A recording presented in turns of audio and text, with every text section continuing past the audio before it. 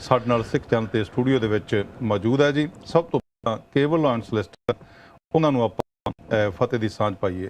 ਭਾਈ ਜੀ ਵਾਹਿਗੁਰੂ ਜੀ ਕਾ ਖਾਲਸਾ ਵਾਹਿਗੁਰੂ ਜੀ ਕੀ ਫਤਿਹ। ਬਹੁਤ ਬਹੁਤ ਧੰਨਵਾਦ ਹੈ ਜੀ ਕੇਵਲ ਲਾਇਨ ਸੋਲਿਸਿਟਰ ਸਰਦਾਰ ਕੇਵਲ ਸਿੰਘ ਜੀ ਤੇ ਸਰਦਾਰ ਗੁਰਜਿੰਦਰ ਸਿੰਘ ਜੀ। ਬਹੁਤ ਇਹਨਾਂ ਦਾ ਧੰਨਵਾਦ ਹੈ ਸਟੂਡੀਓ ਦੇ ਵਿੱਚ ਅੱਜ ਆਏ ਨੇ ਸਾਡੇ ਪਿਆਰੇ ਦਰਸ਼ਕਾਂ ਦੇ ਜਵਾਬ ਲੈ ਕਰਕੇ। ਕੀ ਸਵਾਲ ਤੁਹਾਡੇ ਨੇ ਤੁਸੀਂ ਆਪਣੀਆਂ ਕਾਲਾਂ ਜਿਹੜੀਆਂ ਉਹ ਜ਼ਰੂਰ ਸਾਨੂੰ ਕਰੋ ਤੇ ਨੰਬਰ ਤੁਸੀਂ ਸਕਰੀਨ ਦੇ ਉੱਤੇ ਵੇਖ ਰਹੇ ਹੋ 0121 380 1050। ਇਸ ਨੰਬਰ 'ਤੇ ਤੁਸੀਂ ਕਾਲ ਕਰਕੇ ਆਪਣਾ ਸਵਾਲ ਜ਼ਰੂਰ ਰੱਖੋ ਤੇ ਤੁਹਾਡਾ ਜਵਾਬ ਇਹ ਬਿਲਕੁਲ ਦੇਣਗੇ। ਜੋ ਤੁਹਾਡਾ ਜਵਾਬ ਹੋਏਗਾ ਆਪਣੇ ਦੂਰੋਂ ਨੇੜੇ ਰਿਸ਼ਤੇਦਾਰ ਮਿੱਤਰ ਫਰੈਂਡਸ ਸਾਰਿਆਂ ਨੂੰ ਫੋਨ ਕਰਕੇ ਦੱਸ ਦਿਓ ਕਿ ਲਾਈਵ ਪ੍ਰੋਗਰਾਮ ਜਿਹੜਾ ਇਮੀਗ੍ਰੇਸ਼ਨ ਦਾ ਹੋ ਰਿਹਾ ਜੀ ਤੁਹਾਡੇ ਸਾਹਮਣੇ। ਸੋ ਇਸ ਵਾਸਤੇ ਤੁਸੀਂ ਆਓ, ਡੱਕਣਾ ਨਹੀਂ, ਤੁਸੀਂ ਸਵਾਲ ਆਪਣੇ ਜ਼ਰੂਰ ਤਿਆਰ ਕਰ ਲਓ ਜੀ ਤੇ ਤੁਹਾਡੇ ਜਵਾਬ ਲੈ ਕੇ ਕੇਵਲ ਲਾਇਨ ਸੋਲਿਸਿਟਰ ਟੀਮ ਅੱਜ ਸਾਡੇ ਸਟੂਡੀਓ ਦੇ ਵਿੱਚ ਹਾਜ਼ਰ ਹੈ ਜੀ। ਸੋ ਸਭ ਤੋਂ ਪਹਿਲਾਂ ਮੈਂ ਸਰ ਕੇਵਲ ਸਿੰਘ ਜੀ ਤੁਹਾਡਾ ਬਹੁਤ ਨਿੱਘਾ ਅਸੀਂ ਸਵਾਗਤ ਕਰਦੇ ਹਾਂ ਜੀ ਕਿ ਅੱਜ ਤੁਸੀਂ ਸਾਡੇ ਸਟੂਡੀਓ ਦੇ ਵਿੱਚ ਆਏ ਹੋ ਤੇ ਸਾਡੇ ਦਰਸ਼ਕਾਂ ਨੂੰ ਵੀ ਹਮੇਸ਼ਾ ਉਡੀਕ ਰਹਿੰਦੀ ਹੈ ਜੀ ਕਿ ਅਸੀਂ ਉਹਨਾਂ ਜਿਹੜੇ ਕਿ ਸਵਾਲ ਦਰਸ਼ਕਾਂ ਦੇ ਕੋਲ ਤੇ ਬਿਲਕੁਲ ਤਸੱਲੀ ਜਵਾਬ ਤੁਹਾਡੇ ਵੱਲੋਂ ਆਉਂਦੇ ਨੇ ਤੇ ਤੁਹਾਨੂੰ ਵੇਖ ਕੇ ਦਰਸ਼ਕਾਂ ਨੂੰ ਬੜੀ ਖੁਸ਼ੀ ਹੋ ਰਹੀ ਹੋਵੇਗੀ ਇਸ ਵੇਲੇ ਜੀ। ਸਾਨੂੰ ਵੀ ਬਹੁਤ ਖੁਸ਼ੀ ਅਸੀਂ ਵੀ ਉਹਨਾਂ ਦੇ ਦਰਸ਼ਨਾਂ ਲਈ ਤਰਸੀ ਦਾ ਕਿ ਅਸੀਂ ਵੀ ਉਹਨਾਂ ਨੂੰ ਕੁਝ ਦੱਸ ਸਕੀਏ, ਉਹਨਾਂ ਸੇਵਾ ਆਪਣੀ ਪੂਰੀ ਕਰ ਸਕੀਏ ਜੀ। ਬਿਲਕੁਲ ਪਿਛਲੇ 1-2 ਕੀ ਕਾਰਨ ਬਣ ਕੇ ਆਪਾਂ ਜੀ ਮਾਲਕ ਨੇ ਥੋੜਾ ਜਿਹਾ ਸਿਹਤ ਢਿੱਲੀ ਹੋ ਗਈ ਆ। ਸਿਹਤ ਦੀ ਆਪਾਂ ਗੱਲ ਕਰਦੇ ਸੀਗੇ ਹਾਂਜੀ ਭਈ ਤੁਸੀਂ ਕੀ ਸਮਝਦੇ ਕਿ ਪੰਜਾਬ ਦੀ ਸਿਹਤ ਦੇ ਵਿੱਚ ਤੇ ਸਿਹਤ ਦੇ ਵਿੱਚ ਕੁਝ ਫਰਕ ਹੈਗਾ? ਹਾਂਜੀ ਫਰਕ ਤਾਂ ਹੈਗਾ। ਜਿਹੜੀ ਉਹ ਖੁਰਾਕ ਸੀਗੀ ਇੱਥੇ ਦੀ ਸਾਡੀ ਬਚਪਨ ਦੀ ਜਿਹੜੀ ਖੁਰਾਕ ਸੀਗੀ ਅੱਜ ਕੱਲ੍ਹ ਦੇ ਸਾਡੇ ਬੱਚਿਆਂ ਨੂੰ ਉਹ ਨਹੀਂ ਦੇ ਸਕਦੇ, ਦਿੰਦੇ ਵੀ ਨਹੀਂ ਹੈਗੇ ਤਾਂ ਹੈ ਵੀ ਨਹੀਂ ਹੈਗੀ ਜੀ। ਕਿਉਂਕਿ ਜਿਹੜੀ ਰੀਜਨੈਲਿਟੀ ਖਾਣਾ ਸੀਗਾ ਸਾਡਾ ਉਹ ਚੀਜ਼ ਕਿਸੇ ਦੁਨੀਆ ਦੇ ਵਿੱਚ ਹੀ ਖਤਮ ਹੋ ਗਈ। ਉੱਦਾਂ ਦੀ ਹਵਾ ਵੀ ਹੈ ਨਹੀਂ ਤੇ ਪਲੱਸ ਜਿਹੜਾ ਮਾਂ ਦਾ ਉਹ ਟਾਈਮ ਦਾ ਪਿਆਰ ਸੀ ਤੇ ਅੱਜ ਦੇ ਟਾਈਮ 'ਚ ਉਹ ਪਿਆਰ ਵੀ ਨਹੀਂ ਦਿੰਦਾ। ਹਾਂਜੀ ਅੱਛਾ ਤੁਸੀਂ ਖੁਰਾਕ ਦੀ ਗੱਲ ਕਰ ਰਹੇ ਹੋ, ਆਪਾਂ ਨੂੰ ਇੰਡੀਆ ਦੇ ਵਿੱਚ ਤਾਂ ਉਹੀ ਦੁੱਧ ਘੀ ਹੀ ਹੁੰਦਾ ਸੀਗਾ ਜੀ, ਭਈ ਮੱਖਣ, ਲੱਸੀ, ਦਹੀਂ, ਦੁੱਧ, ਘਿਓ ਜ਼ਿਆਦਾ ਆਹੀ ਖੁਰਾਕ ਹੁੰਦੀ ਸੀਗੀ। ਤੇ ਇੱਥੇ ਤਾਂ ਘਿਓ ਵੀ ਮਿਲਦਾ ਵਾ, ਬਦਾਮ ਵੀ ਮਿਲਦੇ ਆ, ਫਲ ਫਰੂਟ ਬੜਾ ਮਿਲਦਾ ਆ, ਫਿਰ ਕਹਿੰਦੇ ਵੀ ਮੈਂ ਪਤਲਾ ਹੀ ਰਵਾਂ ਪਤਲਾ ਹੀ ਰਵਾਂ। ਕੀ ਕਾਰਨ? ਜਿਹੜਾ ਖਾਣਾ ਮਿਲਦਾ ਨਾ ਅੱਜ ਦੇ ਟਾਈਮ 'ਚ ਸਾਨੂੰ ਹੈ ਜੀ ਅੱਗੇ ਜੇ ਮੈਂ ਸੱਚ ਦੱਸਾਂ ਕਿ ਪਾਣੀ ਦਾ ਗਲਾਸ ਦਾ ਜਿਹੜਾ ਨਜ਼ਾਰਾ ਸੀ ਨਾ ਅੱਜ ਦੇ ਟਾਈਮ 'ਚ ਜੂਸ 'ਚ ਹੈ ਨਹੀਂ, ਉਹ ਦੁੱਧ ਵਰਗਾ ਸੀ ਕਹਿੰਦੇ ਹਨ। ਹਾਂ ਕਿਉਂਕਿ ਉਹ ਓਰੀਜਨਲ ਸੀ, ਉਹਦੇ 'ਚ ਕੋਈ ਇੱਦਾਂ ਦੀ ਚੀਜ਼ ਮਿਲਾਵਟ ਨਹੀਂ ਜੀ। ਅਸੀਂ ਪਾਣੀ ਦੀ ਬੋਤਲ ਲੈ ਲਏ ਬੜੇ ਖੁਸ਼ ਹੁੰਦੇ ਅੱਜ ਮੈਂ ਪਾਣੀ ਬੋਤਲ ਦਾ ਪੀਣਾ ਹੈਗਾ ਔਰ ਸਾਨੂੰ ਜੇ ਸੱਚਾਈ ਪਤਾ ਨਹੀਂ ਵੀ ਕਿੰਨਾ ਪੁਰਾਣਾ ਆ, ਉਹਦੇ ਵਿੱਚ ਕਿੰਨੀਆਂ ਕੈਮੀਕਲ ਪਾ ਕੇ ਉਹਨੂੰ ਤਾਜ਼ਾ ਰੱਖਿਆ ਗਿਆ ਹਾਂਜੀ। ਸੋ ਇਸ ਕਰਕੇ ਸਾਡੀ ਸਿਹਤਾਂ ਨੂੰ ਫਰਕ ਤਾਂ ਪੈਣਾ। ਉਹ ਕਹਿੰਦੇ ਸੀ ਨਾ ਵੀ ਜਿੱਦਾਂ ਪੁਰਾਣੇ ਪਹਿਲੇ ਟਾਈਮਾਂ ਦੇ ਵਿੱਚ ਨਲਕੇ ਨੂੰ ਇਦਾਂ ਮੂੰਹ ਲਾ ਕੇ ਇੱਕ ਹੱਥ ਨਾਲ ਗੇੜੀ ਜਾਣਾ, ਦੂਜੇ ਹੱਥ ਨਾਲ ਪਾਣੀ ਪੀਣਾ ਤੇ ਉਹ ਕਹਿੰਦੇ ਇੰਨਾ ਆਨੰਦ ਹੁੰਦਾ ਨਾ ਪਾਣੀ ਪੀਣ ਦਾ। ਉਹ ਤੇ ਕਹਿੰਦੇ ਬੰਦਾ ਦੁੱਧ ਵਾਂਗੂ ਪਾਣੀ ਅਸੀਂ ਦੁੱਧ ਵਾਂਗੂ ਦੇਖੋ। ਤੇ ਉਹ ਜਿਹੜਾ ਮੈਂ ਜੋ ਆਪਣੀ ਲਾਈਫ ਐਕਸਪੀਰੀਅੰਸ ਕੀਤਾ ਤੇ ਸਭ ਕੁਝ ਮਾਲਕ ਨੇ ਦਿੱਤਾ ਹੈਗਾ ਜੀ, ਦੁੱਧ ਕੇ ਤੀਪ ਸਭ ਕੁਛ ਹੈਗਾ। ਜਿਹੜਾ ਉਸ ਟਾਈਮ ਦਾ ਜਾਂ ਪਿਆਰ ਵੀ ਸੀ ਸਾਡਾ, ਜਿਹੜੀ ਗੁਆਂਢੀ ਨੂੰ ਵੀ ਸਾਡੀ ਹੁੰਦੀ ਸੀ ਉਹ ਵੀ ਮਾਂ ਹੁੰਦੀ ਸੀ ਹਾਂਜੀ। ਅੱਜ ਕੱਲ੍ਹ ਤਾਂ ਸਾਡੀ ਇਸ ਟਾਈਮ ਦੇ ਵਿੱਚ ਮੈਂ ਘਰਾਂ ਦੇ ਵਿੱਚ ਸੇਮ ਹੀ ਹੋਇਆ ਆ। ਸਾਡੀਆਂ ਧੀਆਂ ਨੌ ਬੇਟੀਆਂ 'ਚ ਕਹਿ ਲਾ ਹੈ ਤਾਂ ਉਹ ਵੀ ਸਾਡੀਆਂ ਧੀਆਂ ਹੀ ਆ, ਉਹਨਾਂ ਕੋਲ ਵੀ ਉਦਾਂ ਦਾ ਪਿਆਰ ਵਾਲਾ ਬੱਚਿਆਂ ਲਈ ਟਾਈਮ ਨਹੀਂ ਹੈਗਾ। ਹਰ ਕੋਈ ਕੰਮ ਲਈ ਦੌੜਿਆ ਪਿਆਰ। ਤੁਹਾਡਾ ਮਤਲਬ ਕਹਿਣ ਤੋਂ ਬਾਅਦ ਪਿਆਰ ਘਟ ਗਿਆ ਪੈਸੇ ਲਈ। ਪਿਆਰੇ ਦਰਸ਼ਕੋ ਜਿੱਦਾਂ ਸੱਚਾਈ ਇੱਕ ਦੱਸ ਰਹੇ ਨੇ ਸਰਦਾਰ ਕੇਵਲ ਸਿੰਘ ਜੀ, ਬਿਲਕੁਲ ਸੱਚਾਈ ਦੱਸ ਰਹੇ ਨੇ। ਇਸ ਗੱਲ ਦੀ ਸੱਚਾਈ ਹੈ ਕਿ ਪਿਆਰ ਜਿਹੜਾ ਘਟ ਗਿਆ, ਖੁਰਾਕਾਂ ਦੇ ਭਾਵੇਂ ਹੋਣਗੀਆਂ। ਅਸੀਂ ਗੱਲਾਂ ਬਾਤਾਂ ਕਰਦੇ ਹਾਂ ਨਾਲ ਤੁਸੀਂ ਆਪਣੇ ਸਵਾਲ ਜ਼ਰੂਰ ਸਾਨੂੰ ਕਰੋ ਜੀ। ਤੁਸੀਂ ਕਾਲ ਕਰੋ ਸਾਨੂੰ 0121 380 1050 ਤੇ ਕਾਲ ਕਰਕੇ ਆਪਣਾ ਸਵਾਲ ਸਾਨੂੰ ਜ਼ਰੂਰ ਪੁੱਛੋ ਜੀ ਕਿ ਇਮੀਗ੍ਰੇਸ਼ਨ ਦਾ ਜਿਵੇਂ ਅਜੇ ਵੀ ਮੌਕਾ ਸਾਡੇ ਵਕੀਲ ਸਾਹਿਬ ਦੱਸ ਰਹੇ ਸਨ, ਮੈਂ ਉਹਨਾਂ ਵੱਲ ਜਾਵਾਂਗਾ ਤੇ ਪੂਰੀ ਗੱਲਬਾਤ ਆਪਾਂ ਉਹਨਾਂ ਤੋਂ ਪੁੱਛਾਂਗੇ ਕਿ ਅਜੇ ਵੀ ਮੌਕਾ ਹੈਗਾ। ਜਿਹੜੇ ਯੂਰਪ ਦੇ ਵਿੱਚੋਂ ਆਏ ਨੇ ਇੱਥੇ ਅੱਗੇ 30 ਜੂਨ ਤੱਕ ਰੱਖਿਆ ਗਿਆ ਸੀਗਾ ਉਹਨਾਂ ਦਾ ਸਮਾਂ, ਪਰ ਹੁਣ ਵਕੀਲ ਸਾਹਿਬ ਜੀ ਦੱਸ ਰਹੇ ਨੇ, ਪੂਰੀ ਗੱਲ ਆਪਾਂ ਉਹਨਾਂ ਤੋਂ ਪੁੱਛਦੇ ਹਾਂ ਜਾਣਦੇ ਹਾਂ। ਪਰ ਤੁਸੀਂ ਜ਼ਰੂਰ ਆਓ ਸਾਨੂੰ ਕਰੋ। ਤੁਸੀਂ ਇੰਡੀਆ ਤੋਂ ਕਿਸੇ ਦਾ ਅਪਲਾਈ ਕੀਤਾ, ਰਿਫਿਊਜ਼ ਹੋ ਗਿਆ, ਕੀ ਕਾਰਨ ਹੋਇਆ, ਕਿਉਂ ਰਿਫਿਊਜ਼ ਹੋਇਆ ਵਾ, ਜਾਂ ਤੁਸੀਂ ਸਟੂਡੈਂਟ ਮੰਗਵਾਉਣਾ ਚਾਹੁੰਦੇ ਹੋ ਜਾਂ ਤੁਸੀਂ ਵਰਕ ਪਰਮਿਟ ਤੇ ਕਿਸੇ ਨੂੰ ਮੰਗਵਾਉਣਾ ਚਾਹੁੰਦੇ ਹੋ।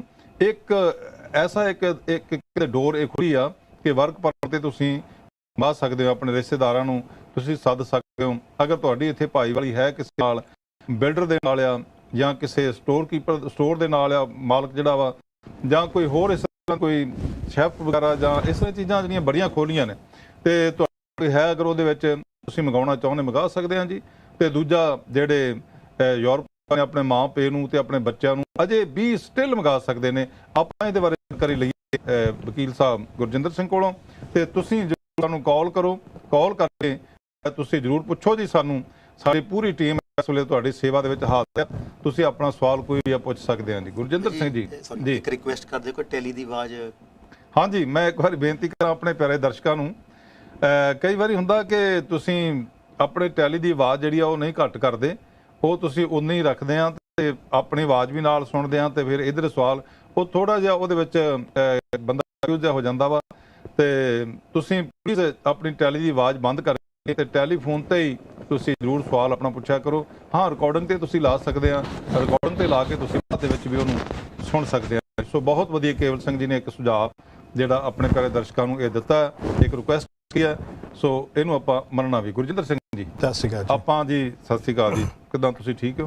ਬਹੁਤ ਵਧੀਆ, ਗਰਮੀ ਝੇਲੀ ਰਹੇ ਆ। ਹਾਂ, ਗਰਮੀ ਦਾ ਮੌਸਮ ਹੈ ਨਾ। ਹਾਂਜੀ, ਇੱਦਾਂ ਅੱਛਾ, ਚਲੋ ਮੈਂ ਕਹਿੰਦਾ ਵੀ ਤੁਹਾਡੇ ਨਾਲ ਥੋੜ੍ਹੀ ਚੱਲਵਾਂ ਗੱਲ ਕਿ ਤੁਸੀਂ ਤੇ ਇੰਡੀਆ ਖੈਰ ਨਹੀਂ ਦੇਖੀ ਗਰਮੀ, ਤੁਹਾਡੇ ਫਾਦਰ ਜੀ ਉਹਨਾਂ ਨੇ ਤੇ ਸਾਰੀ ਗਰਮੀ ਝੱਲੀ ਉੱਥੇ ਹੋਏਗੀ। ਵਿਸਾਖੀ ਇਹ ਵੀ ਦੇਖਿਆ ਜੀ ਛੋਟੇ ਹੁੰਦੇ। ਅੱਛਾ, ਛੋਟੇ ਹੁੰਦੇ ਦੇਖਿਆ ਵਿਸਾਖੀ ਇਹ ਵੀ ਉੱਥੇ। ਚਲੋ ਛੋਟਿਆਂ ਹੁੰਦਿਆਂ ਤਾਂ ਕੁਝ ਹੋਰ ਗੱਲ ਸੀਗੀ, ਉਦੋਂ ਤਾਂ ਨਾ ਗਰਮੀ ਲੱਗਦੀ ਤੇ ਨਾ ਸਰਦੀ ਲੱਗਦੀ ਹੁੰਦੀ ਛੋਟਿਆਂ ਹੁੰਦਿਆਂ, ਕਿਉਂਕਿ ਜਦੋਂ ਬੰਦਾ ਛੋਟਾ ਹੋਵੇ ਨਾ ਉਦੋਂ ਗੁਰਜਿੰਦਰ ਸਿੰਘ ਨਾ ਤਾਂ ਗਰਮੀ ਲੱਗਦੀ ਹੈ ਤੇ ਨਾ ਸਰਦੀ ਲੱਗਦੀ ਹੈ, ਉਮਰ ਹੀ ਇਦਾਂ ਦੀ ਹੁੰਦੀ ਆ।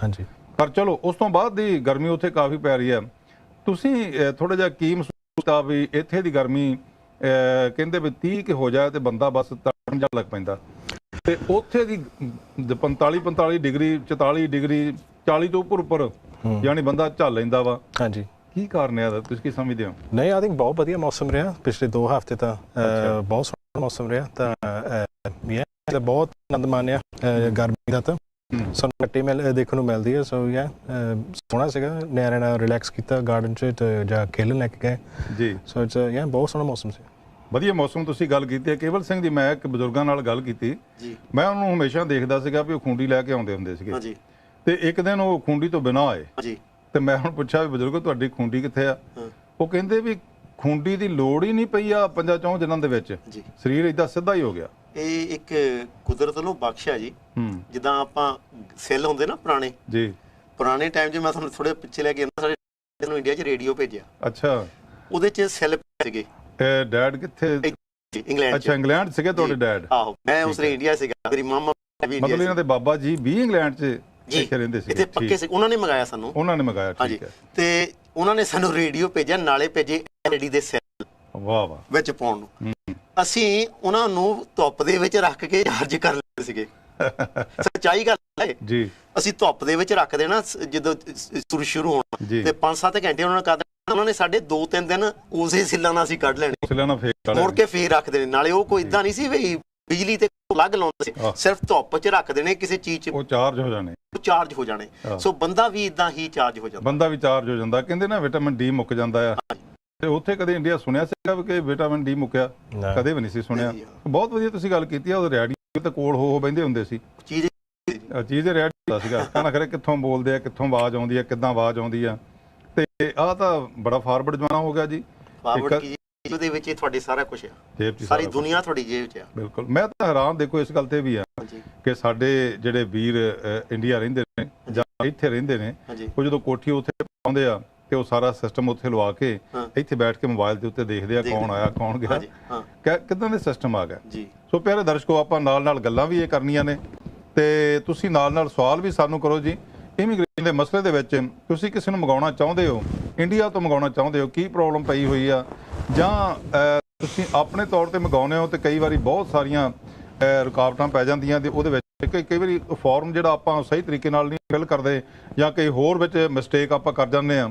ਸੇ ਆਪਾਂ ਨੂੰ ਲੋੜ ਹੈ ਕਿ ਕਿਸੇ ਵਕੀਲ ਜਿਹੜੇ ਨੇ ਉਹਨਾਂ ਦੇ ਕੋਲ ਆਪਾਂ ਰਾਇ ਲੈ ਕੇ ਫਿਰ ਆਪਾਂ ਉਹ ਫਾਰਮ ਭਰੀਏ ਤੇ ਸਹੀ ਤਰੀਕੇ ਦੇ ਨਾਲ ਆ ਸਕਦੇ ਨੇ। ਸੋ ਤੁਸੀਂ ਆਓ, ਸਵਾਲ ਕਰੋ। ਯੂਰਪ ਵਾਲਿਆਂ ਵਾਸਤੇ ਵੀ ਅਜੇ ਮੌਕਾ ਹੈ ਕਿ ਆਪਣੇ ਮਾਂ-ਬਾਪ ਨੂੰ ਤੇ ਆਪਣੇ ਬੱਚਿਆਂ ਨੂੰ ਉਹ ਅਜੇ ਵੀ ਮੰਗਾ ਸਕਦੇ ਨੇ। ਉਹ ਕਿਹੜਾ ਤਰੀਕਾ ਵਾ, ਉਹ ਆਪਾਂ ਵਕੀਲ ਨਾਲ ਸਾਰੀ ਗੱਲਬਾਤ ਕਰਾਂਗੇ। ਤੁਸੀਂ ਪੁੱਛ ਸਕਦੇ ਹੋ, ਸਵਾਲ ਕਰੋ ਜੀ। ਕਾਲ ਸਾਨੂੰ ਜ਼ਰੂਰ ਕਰੋ, ਕਾਲ ਕਰਕੇ ਆਪਣੇ ਸਵਾਲ ਜਿਹੜੇ ਨੇ ਉਹ ਸਾਨੂੰ ਜ਼ਰੂਰ ਪੁੱਛੋ ਜੀ। ਉਹਦਾ ਅੱਜ ਲਾਈਵ ਸ਼ੋਅ ਹੋਇਆ ਜੀ, ਤੁਹਾਨੂੰ ਸਾਡੇ ਵਕੀਲ ਸਾਹਿਬ ਜ਼ਰੂਰ ਜਵਾਬ ਦੇਣਗੇ। ਗੁਰਜਿੰਦਰ ਸਿੰਘ ਜੀ, ਹਾਂਜੀ, ਜੇ ਆਪਾਂ ਗੱਲ ਕਰੀਏ ਕਿ ਗੱਲ ਆਪਾਂ ਇੱਥੋਂ ਸ਼ੁਰੂ ਕਰ ਲੈਂਦੇ ਹਾਂ ਕਿ ਪਟੀਸ਼ਨ ਜਿਹੜੀ ਇੱਕ ਦਾਇਰ ਕੀਤੀ ਗਈ ਸੀਗੀ ਕਿ ਜਿਹੜੇ ਇੱਥੇ ਬੰਦੇ ਕੱਚੇ ਰਹਿ ਰਹੇ ਆ, ਹਾਂਜੀ, ਉਹਨਾਂ ਦੇ ਵਾਸਤੇ ਇੱਕ ਡਿਬੇਟ ਜਿਹੜੀ ਪਾਰਲੀਮੈਂਟ ਦੇ ਵਿੱਚ ਉਹ ਡਿਬੇਟ ਹੋਣੀ ਸੀ, ਜਿਹੜੀ ਹੋਈ ਆ ਉੱਥੇ ਡਿਬੇਟ, ਤੇ ਉਹਦੇ ਵਿੱਚ ਇਹ ਪਤਾ ਲੱਗਾ ਵੀ ਕੁਛ ਜਿਹੜੇ ਆ ਉਹ ਹੱਕ ਦੇ ਵਿੱਚ ਵੀ ਆ ਵੀ ਪੱਕੇ ਕਰਨੇ ਵੀ ਚਾਹੀਦੇ ਆ, ਤੇ ਕੁਛ ਬੰਦੇ ਜਿਹੜੇ ਆ ਉਹ ਉਹਨਾਂ ਨੇ ਵਿਰੋਧ ਵੀ ਬੜਾ ਕੀਤਾ ਆ ਕਿ ਨਹੀਂ ਹੋਣੇ ਚਾਹੀਦੇ। ਅੱਛਾ, ਕੁਝ ਬੰਦੇ ਐਸੇ ਸੀਗੇ ਉਹਨਾਂ ਦੇ ਵਿੱਚ ਜਿਹਨਾਂ ਨੇ ਇਹ ਗੱਲ ਕਹੀ ਆ ਵੀ ਜਿਹੜੇ ਇੱਥੋਂ 5 ਸਾਲ ਤੋਂ ਉੱਪਰ ਰਹਿ ਰਹੇ ਆ ਔਰ ਉਹਨਾਂ ਨੇ ਟੈਕਸ ਦਿੱਤਾ ਆ, ਉਹਨਾਂ ਬਾਰੇ ਵਿਚਾਰ ਕੀਤੀ ਜਾ ਸਕਦੀ ਹੈ, ਸਿਰਫ ਵਿਚਾਰ ਜੀ ਜਿਹੜੀ ਕੀਤੀ ਜਾ ਸਕਦੀ। ਹਾਲੇ ਇਹ ਡਿਬੇਟ ਮੇਰੇ ਖਿਆਲ ਹਾਊਸ ਆਫ ਲੌਰਡ ਦੇ ਵਿੱਚ ਇਹ ਨਹੀਂ ਆ ਔਰ ਉੱਥੇ ਹੋਣੀ ਹੈ। ਤੇ ਜੇ ਆਪਾਂ ਗੱਲਬਾਤ ਕਰੀਏ ਜਿਹੜੀ ਇਹਨਾਂ ਨੇ ਕਈ ਦੇ ਵਿੱਚ ਵੀ ਜਿਹੜੇ 5 ਸਾਲ ਤੋਂ ਇੱਥੇ ਰਹਿ ਰਹੇ ਆ ਔਰ ਟੈਕਸ ਦੇ ਰਹੇ ਆ, ਹੁਣ ਤੁਹਾਨੂੰ ਇਹ ਪਤਾ ਕਿ ਜਿਹੜਾ ਬੰਦਾ ਗਿਆ ਉਹ ਬੰਦਾ ਤੇ ਪਹਿਲੀ ਗੱਲ ਤੇ ਉਹ ਕੰਮ ਨਹੀਂ ਕਰ ਸਕਦਾ, ਜਦੋਂ ਕੰਮ ਹੀ ਨਹੀਂ ਕਰ ਸਕਦਾ ਉਹਨੇ ਟੈਕਸ ਕਿੱਥੋਂ ਦਿੱਤਾ ਹੋਊਗਾ ਜੀ। ਆਈ ਮੀਨ ਵਿਚਾਰ ਕਈ ਪੇਸ਼ ਕੀਤੇ ਗਏ। ਅੱਛਾ, ਸੋ ਯੂ نو ਡਿਬੇਟ ਸੀਗੀ, ਸਾਰੇ ਜਾਣੇ ਆਪਣੇ ਆਪਣੇ ਪੱਖ ਸੁਣਾ ਰਹੇ ਸੀਗੇ ਜੀ। ਤਾਂ ਜਿਹੜਾ ਸਰਕਾਰ ਦਾ ਹਜੇ ਤੱਕ ਇਹੀ ਫੈਸਲਾ ਸੀਗਾ ਵੀ ਕੱਚੇ ਵਾਸਤੇ ਕਾਨੂੰਨ ਦੇ ਵਿੱਚ ਸਹੂਲਤ ਹੈਗੀ ਆ ਅੱਜ ਦੀ ਡੇਟ ਜੀ। ਤਾਂ ਸਰਕਾਰ ਇਹੀ ਕਹਿੰਦੀ ਆ ਵੀ ਜਿਹੜਾ ਸਾਡਾ ਕਾਨੂੰਨ ਹੈ ਉਹ ਅਸੀਂ ਫਿਲਹਾਲ ਚੇਂਜ ਕਰ ਰਹੇ ਹਾਂ ਜੀ, ਤੋੜਨਾ ਨਿਗਾ, ਉਹਨੂੰ ਮਤਲਬ ਫਾਲੋ ਕਰਨਾ। ਹਾਂਜੀ, ਸੋ ਸਹੂਲਤ ਇਹੀ ਆ ਵੀ ਜਾਂ ਤਾਂ ਬੰਦੇ ਨੂੰ ਇੱਥੇ 20 ਸਾਲ ਹੋ ਗਏ ਹੁਣ ਰਹਿੰਦਿਆਂ ਨੂੰ, ਅੱਛਾ ਰਾਈਟ, ਜੇ 18 ਸਾਲ ਦੀ ਉਮਰ ਥੱਲੇ ਜੀ ਤਾਂ 7 ਸਾਲ ਹੋ ਗਏ ਹੁਣ ਇੱਥੇ ਰਹਿੰਦਿਆਂ ਨੂੰ ਜੀ, ਜੇ 18 ਤੋਂ 25 ਸਾਲ ਦੇ ਵਿੱਚ ਤਾਂ ਅੱਧੀ ਲਾਈਫ ਹੋ ਗਈ ਹੋਵੇ ਇੱਥੇ ਰਹਿੰਦਿਆਂ ਨੂੰ। ਜੇ ਇਹਨਾਂ ਤਿੰਨਾਂ ਕੈਟਾਗਰੀਆਂ ਨੂੰ ਵੀ ਨਹੀਂ ਮੀਟ ਕਰਦਾ ਤਾਂ ਉਹ ਕੋਈ ਇਸ ਸਥਿਤੀ ਦਿਖਾਵੇ ਵੀ ਉਹ ਕਿਉਂ ਅੱਜ ਦੀ ਡੇਟ ਤੇ ਮੁਲਕ ਨਹੀਂ ਜਾ ਸਕਦਾ, ਠੀਕ ਹੈ, ਤਾਂ ਉਹ ਕਿਹੜੀ ਚੀਜ਼ ਹੈ ਜਿਹੜੀ ਇੰਗਲੈਂਡ 'ਚ ਉਹਨੂੰ ਖਿੱਚ ਕੇ ਰੱਖ ਰਹੀ ਹੈ। ਸੋ ਸਰਕਾਰ ਕਹਿੰਦੀ ਹੈ ਵੀ ਇਹ ਸਹੂਲਤ ਜਿਹੜੀ ਉਹਨਾਂ ਨੇ ਬਣਾਈ ਹੈ ਇਹ ਐਡੁਕੇਟਲੀ ਡੀਲ ਕਰਦੀ ਹੈ ਇਸ ਸਿਚੁਏਸ਼ਨ ਨੂੰ, ਕੱਚੇ ਬੰਦਿਆਂ ਦੀ ਸਿਚੁਏਸ਼ਨ ਨੂੰ, ਐਂਡ ਉਹ ਨਹੀਂ ਚਾਹੁੰਦੇ ਵੀ ਜਿਹੜੇ ਲੋਕੀ ਇਸ ਤਰ੍ਹਾਂ ਕਾਨੂੰਨ ਤੋੜ ਕੇ ਇੱਥੇ ਰਹਿ ਰਹੇ ਆ ਜਾਂ ਆ ਰਹੇ ਨੇ ਉਹਨਾਂ ਨੂੰ ਕੋਈ ਐਡਵਾਂਟੇਜ ਕੋਈ ਮਿਲੇ। ਹਾਂਜੀ, ਬਿਲਕੁਲ, ਬਹੁਤ ਵਧੀਆ ਗੱਲ ਪਿਆਰ ਗੁਰਜਿੰਦਰ ਸਿੰਘ ਗੱਲ ਆਖੀ ਆ ਕਿ ਸਰਕਾਰ ਜਿਹੜੀ ਆ ਬਿਲਕੁਲ ਉਸੇ ਹੀ ਜਿਹੜਾ ਕਾਨੂੰਨ ਇਹਨਾਂ ਨੇ ਬਣਾ ਦਿੱਤਾ ਆ ਤੇ ਉਸ ਕਾਨੂੰਨ ਦੇ ਉੱਤੇ ਸਰਕਾਰ ਜਿਹੜੀ ਆ ਬਿਲਕੁਲ ਖੜੀ ਆ ਉਸੇ ਤਰ੍ਹਾਂ ਹੀ। ਵੀ ਉਹ ਇੱਕ ਗੱਲ ਕਹਿ ਰਹੇ ਨੇ ਕਿ ਜਿਹੜਾ ਕਾਨੂੰਨ ਵੱਲੋਂ ਇਹ ਬਣਿਆ ਹੋਇਆ ਕਿ 20 ਸਾਲ ਜਿਸ ਬੰਦੇ ਨੂੰ ਹੋ ਜਾਣ, ਚਲੋ ਉਸ ਬੰਦੇ ਦੇ ਵਾਸਤੇ ਜਿਹੜਾ ਕਾਨੂੰਨ ਬਣਿਆ ਹੋਇਆ ਕਿ 20 ਸਾਲਾਂ ਤੋਂ ਬਾਅਦ ਉਹ ਐਪਲੀਕੇਸ਼ਨ ਲਾ ਸਕਦਾ ਆ, ਫਿਰ ਉਹ ਵਿਚਾਰ ਕਰਨਗੇ, ਫਿਰ ਟਾਈਮ ਥੋੜ੍ਹਾ ਜਿਹਾ ਲੱਗੇਗਾ, ਕਾਫੀ ਟਾਈਮ ਲੱਗੇਗਾ, ਫਿਰ ਉਹਨੂੰ ਜਾ ਕੇ ਕਿਤੇ, ਉਹ ਵੀ ਐਡਾ ਸੌਖਾ ਨਹੀਂ ਹੈ। ਉਹਨੂੰ ਵੀ ਮੇਰਾ ਖਿਆਲ ਗੁਰਜਿੰਦਰ ਸਿੰਘ ਜੀ ਜਿਹਨੂੰ 20 ਸਾਲ ਹੋ ਗਏ ਆ ਜੀ, ਉਹਨੂੰ ਵੀ ਮੇਰਾ ਖਿਆਲ ਵੀ 2.5 ਸਾਲ ਦਾ ਵੀਜ਼ਾ ਦੇ ਰਿਹਾ ਜਾਂ 10 ਸਾਲ ਵਾਲੇ ਸੀਜ਼ਨ 'ਚ ਪਾਉਂਦੇ ਜਾਂ ਕੀ ਕਰਦੇ ਆ? ਹਾਂਜੀ, 10 ਸਾਲ ਦੇ ਰੂਟ 'ਚ ਪਾਉਂਦੇ ਆ। ਸੋ ਪ੍ਰਾਈਵੇਟ ਲਾਈਫ ਦੇ ਬੇਸਿਸ 'ਤੇ ਤੁਹਾਨੂੰ 10 ਸਾਲ ਦੇ ਰੂਟ 'ਚ ਤੁਹਾਨੂੰ ਸਟੇ ਮਿਲਦਾ, ਲੀਵ ਟੂ ਰਿਮੇਨ ਜਿਹਨੂੰ ਕਹਿੰਦੇ ਆ। ਉਹ 2.5 ਸਾਲ ਬਾਅਦ ਤੁਹਾਨੂੰ ਹਰੇਕ 2.5 ਸਾਲ ਬਾਅਦ ਵਧਾਉਣੀ ਪੈਂਦੀ ਆ। ਜਦੋਂ 10 ਸਾਲ ਹੋ ਜਾਣ ਉਸ ਰੂਟ 'ਚ ਪੂਰੇ, ਤੁਸੀਂ ਇੰਡੈਫੀਨਿਟ ਵਾਸਤੇ ਅਪਲਾਈ ਕਰ ਸਕਦੇ ਆ। ਸੋ ਟੋਟਲ ਟਾਈਮ ਜਿਹੜਾ ਹੈਗਾ ਪੱਕੇ ਹੋਣ ਤੱਕ 30 ਸਾਲ ਲੱਗ ਜਾਂਦੇ ਆ, ਤਾਂ 31 ਸਾਲ ਲੱਗ ਜਾਂਦੇ ਆ ਬ੍ਰਿਟਿਸ਼ ਪਾਸਪੋਰਟ ਤੱਕ। 31 ਸਾਲ। ਕੇਵਲ ਸਿੰਘ ਜੀ, ਮੇਰਾ ਖਿਆਲ ਹੈ ਕਿ ਲਾਈਫ ਜਿਹੜੀ ਆ ਨਾ, ਅੱਧੀ ਲਾਈਫ ਤੋਂ ਲਾ ਲਓ ਲਗਭਗ ਅਪਰੋਕਸੀਮੇਟਲੀ ਵੀ ਅੱਧੀ ਲਾਈਫ ਜਿਸ ਬੰਦੇ ਨੇ ਇੱਥੇ ਕੱਟ ਦਿੱਤੀ ਪੱਕੇ ਹੋਣ ਲਈ। ਹੁਣ ਜੇ ਕੋਈ ਬੰਦਾ ਆਇਆ 50 ਸਾਲਾਂ ਦਾ ਇੱਥੇ, 50 ਸਾਲ ਦੀ ਉਮਰ ਦੇ ਵਿੱਚ ਆਇਆ, ਤੇ ਇਹਦਾ ਮਤਲਬ ਉਹਨੂੰ ਤੇ ਹੋ ਗਿਆ 80 ਸਾਲ ਇੱਥੇ ਜੀ, ਤੇ ਜਦ ਤੇ ਉਹਦਾ ਭੋਗ ਪੈ ਜਾਊਗਾ ਤੇ ਉਹ ਸਹੂਲਤ ਦਾ ਫਾਇਦਾ ਲੈ ਸਕਦਾ। ਆਈ ਮੀਨ ਲੁੱਕ, ਅੱਜ ਦੀ ਡੇਟ 'ਚ ਸਰਕਾਰ ਨੇ ਕੀ ਕੀਤਾ, ਇੰਗਲੈਂਡ ਜਿਹੜਾ ਹੈਗਾ ਬਹੁਤ ਹੀ ਅਟਰੈਕਟਿਵ ਸੀਗਾ ਇਮੀਗ੍ਰੇਸ਼ਨ, ਇੱਥੇ ਕੰਮ ਮਿਲਦਾ, ਪਾਉਣ ਦਾ ਰੇਟ ਵੀ ਵਧੀਆ ਸੀਗਾ, ਰਹਿਣ ਸਹਿਣ ਵੀ, NHS ਫ੍ਰੀ ਸਟੱਡੀ। ਸੋ ਅੰਡਰਸਟੈਂਡ ਕਰਦੀ ਹੈ ਸਰਕਾਰ ਵੀ ਕਿਉਂ ਲੋਕੀ ਇੱਥੇ ਆਉਣਾ ਚਾਹੁੰਦੇ ਆ, ਰਾਈਟ। ਸਰਕਾਰ ਨੇ ਹੁਣ ਕੀ ਕੀਤਾ ਵੀ ਜਿਹੜਾ ਉਹਨਾਂ ਦਾ ਸਕਿਲਡ ਵਰਕ ਬੇਸਿਸ ਤੇ ਜਿਹੜੇ ਲੋਕੀ ਇੱਥੇ ਆਉਂਦੇ ਨੇ, ਉਹਦੀ ਜਿਹੜੀ ਰਿਕੁਆਇਰਮੈਂਟਸ ਹੈ ਬਹੁਤ ਕਾਫੀ ਹੱਦ ਤੱਕ ਘਟਾ ਦਿੱਤੀ ਆ ਜੀ। ਸੋ ਪਹਿਲਾਂ ਜਿਹੜਾ ਸਕਿਲਡ ਵਰਕ ਸੀਗਾ ਇਹ ਰਿਜ਼ਰਵਡ ਹੁੰਦਾ ਸੀਗਾ ਵੀ ਬਹੁਤ ਹੀ ਵਧੀਆ ਤੁਹਾਡੇ ਕੋਲ ਜੇ ਜੋਬ ਹੈ, ਜਿੱਦਾਂ ਕੋਈ ਸਰਜਨ ਹੋਇਆ, ਕੋਈ IT ਪ੍ਰੋਫੈਸ਼ਨਲ ਜਾਂ ਕੋਈ ਨਰਸ, ਟੀਚਰ, ਇਸ ਤਰ੍ਹਾਂ ਦੇ ਪ੍ਰੋਫੈਸ਼ਨਸ ਵਾਸਤੇ। ਪਰ ਹੁਣ ਉਹਨਾਂ ਨੇ ਕੀ ਕੀਤਾ ਵੀ ਸਕਿੱਲ ਲੈਵਲ ਵਧਾ ਦਿੱਤਾ ਆ। ਸੋ ਅੱਜ ਦੀ ਡੇਟ 'ਚ ਪਲਾਸਟਰਸ ਆ ਸਕਦੇ, ਬਿਲਡਰਸ ਆ ਸਕਦੇ ਆ, ਕਾਰਪੈਂਟਰਸ ਆ ਸਕਦੇ, ਸ਼ੌਪਕੀਪਰ ਆ ਸਕਦਾ, ਸੋ ਅੱਜ ਦੀ ਡੇਟ 'ਚ ਜਿਹੜਾ ਵੀ ਕੋਈ ਭਾਈਵੰਦ ਹੈਗਾ ਇੰਡੀਆ 'ਚ ਤਾਂ ਉਹਨਾਂ ਦਾ ਇਰਾਦਾ ਹੈਗਾ ਵੀ ਅਸੀਂ ਇੰਗਲੈਂਡ ਜਾਈਏ। ਕੱਚੇ ਆ ਕੇ ਰਹਿ ਕੇ ਕੋਈ ਫਾਇਦਾ ਨਹੀਂ, ਰਾਈਟ। ਜੇ ਅਗਲਾ ਆਪਣੀ ਇੰਗਲਿਸ਼ ਨੂੰ ਇੰਪਰੂਵ ਕਰੇ, ਕੋਈ ਸਕਿੱਲ ਡਿਵੈਲਪ ਕਰੇ, ਤਾਂ ਇੱਥੇ ਅਗਰ ਵਰਕ ਪਰਮਿਟ ਮਿਲ ਜਾਵੇ 5 ਸਾਲਾਂ 'ਚ ਉਹ 'ਚ ਪੱਕਾ ਆ।